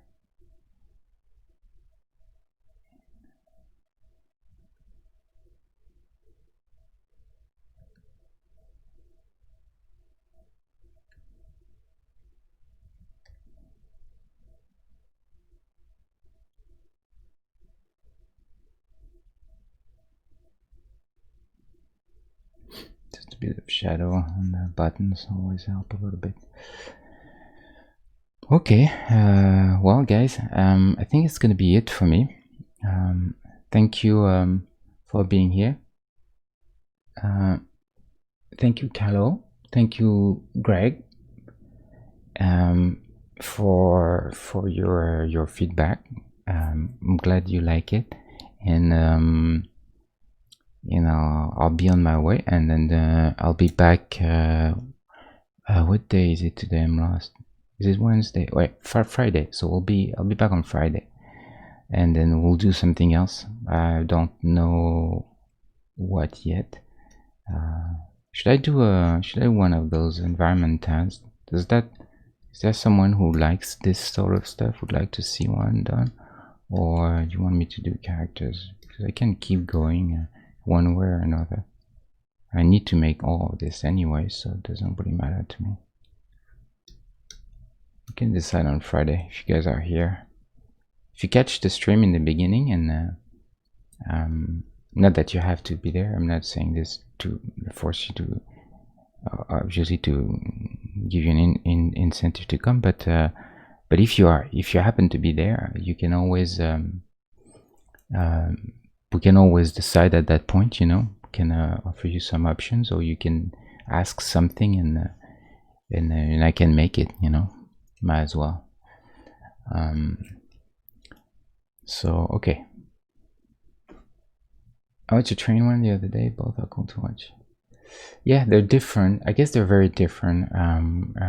The tiles are a little bit more creative sometimes, because everybody don't have so much of a design that's already, you know, done. Here it's really just applying. You know, I don't really design anything. I just try to make the best approximation that I can in a different form, but it's essentially not my design or anything. So it's a bit less creative. It's a different kind of a work, you know.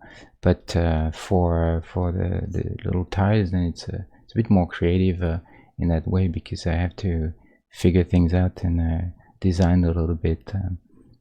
But when I'm gonna do the real environments, though, you know, imagine like those characters, and then we need an environment behind them. You know, we're in the let's say they're in the forest, you know. How does that look when they're in there, you know? Imagine the Darkest Dungeon, you know, they have like those multi-parallax environments, hand-drawn. Well, how does that look for us, you know? That's a good big question to answer, very big question. And one of the ideas that I want to try, but I have no idea if this is doable or if it's gonna look good or anything, but I wanted to try some voxels, which are really this sort of hybrid. It's like a pixel art but in 3D, and I've seen some really beautiful things done with this. What I like about it is that it's very it has a very unique sort of a unique artistic feel. It's very different than what you see usually, and that could be also be a good match for those 2D characters. Yeah, volume pixels, exactly. So yeah, why not? Let me show you really quickly. There's a software like this that I think is free. Actually, you can use it for free, and I'm gonna try it. But I've seen some really good stuff with this.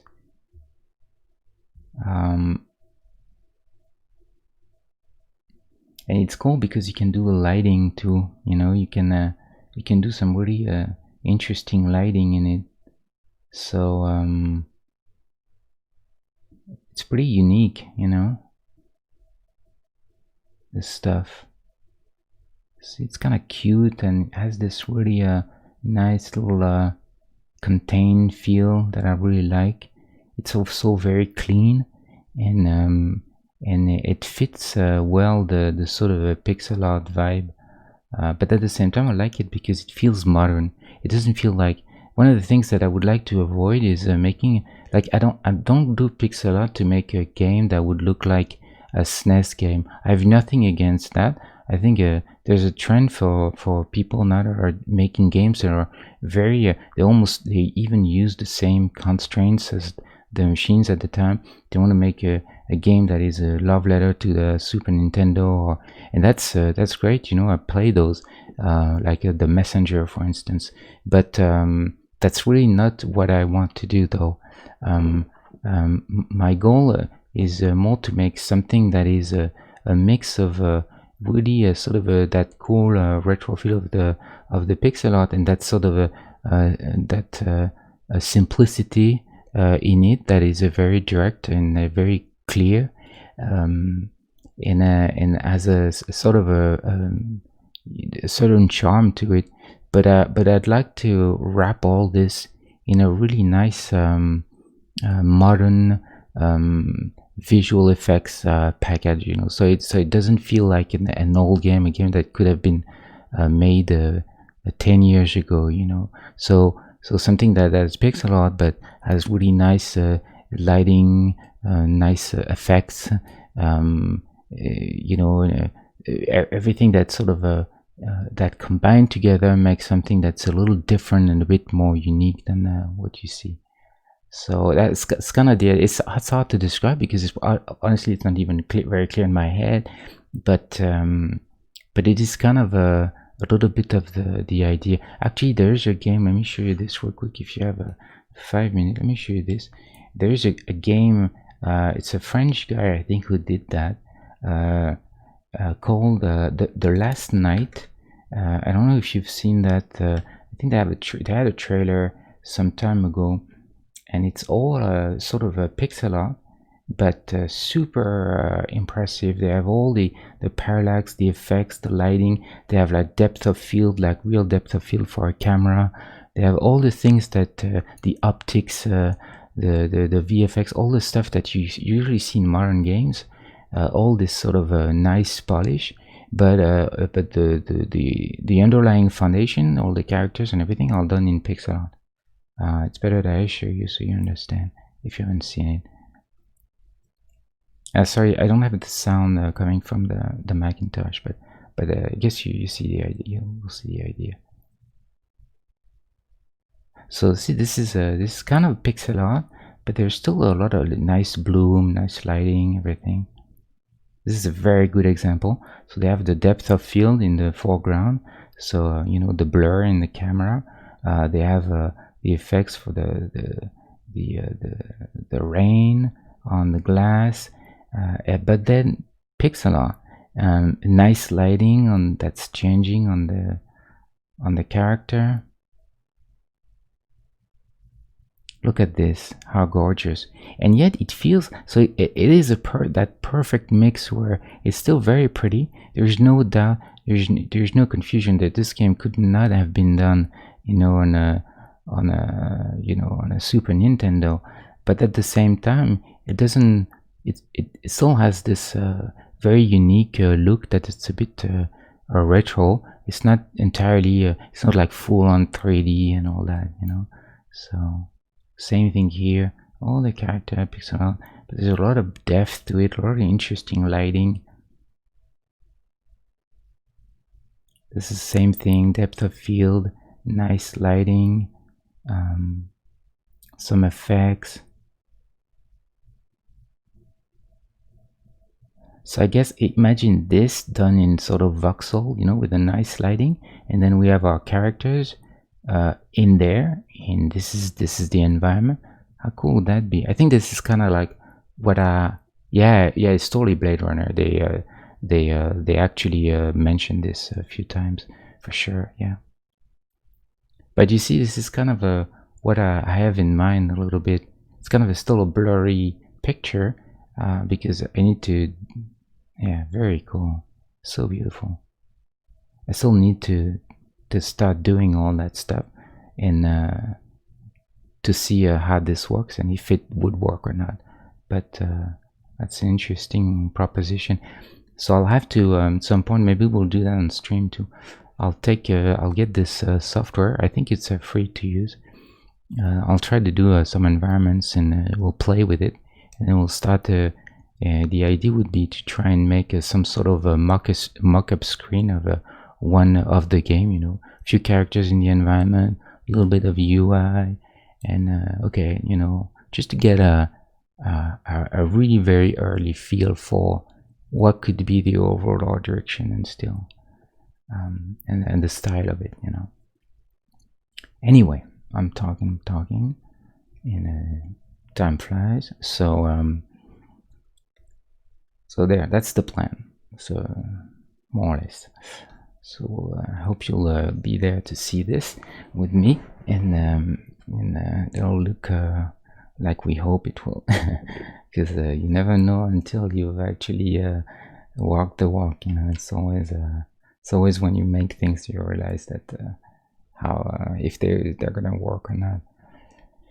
So anyway, thank you guys. It's been cool. I had a lot of fun making this guy actually, and thanks for being here. I really appreciate a lot, and I'm gonna tell you good night or good day, and I'll see you back on Friday, 9 p.m. Pacific time, here in the same little channel. Okay. Thank you guys. Bye, bye, Greg. Bye, Carol.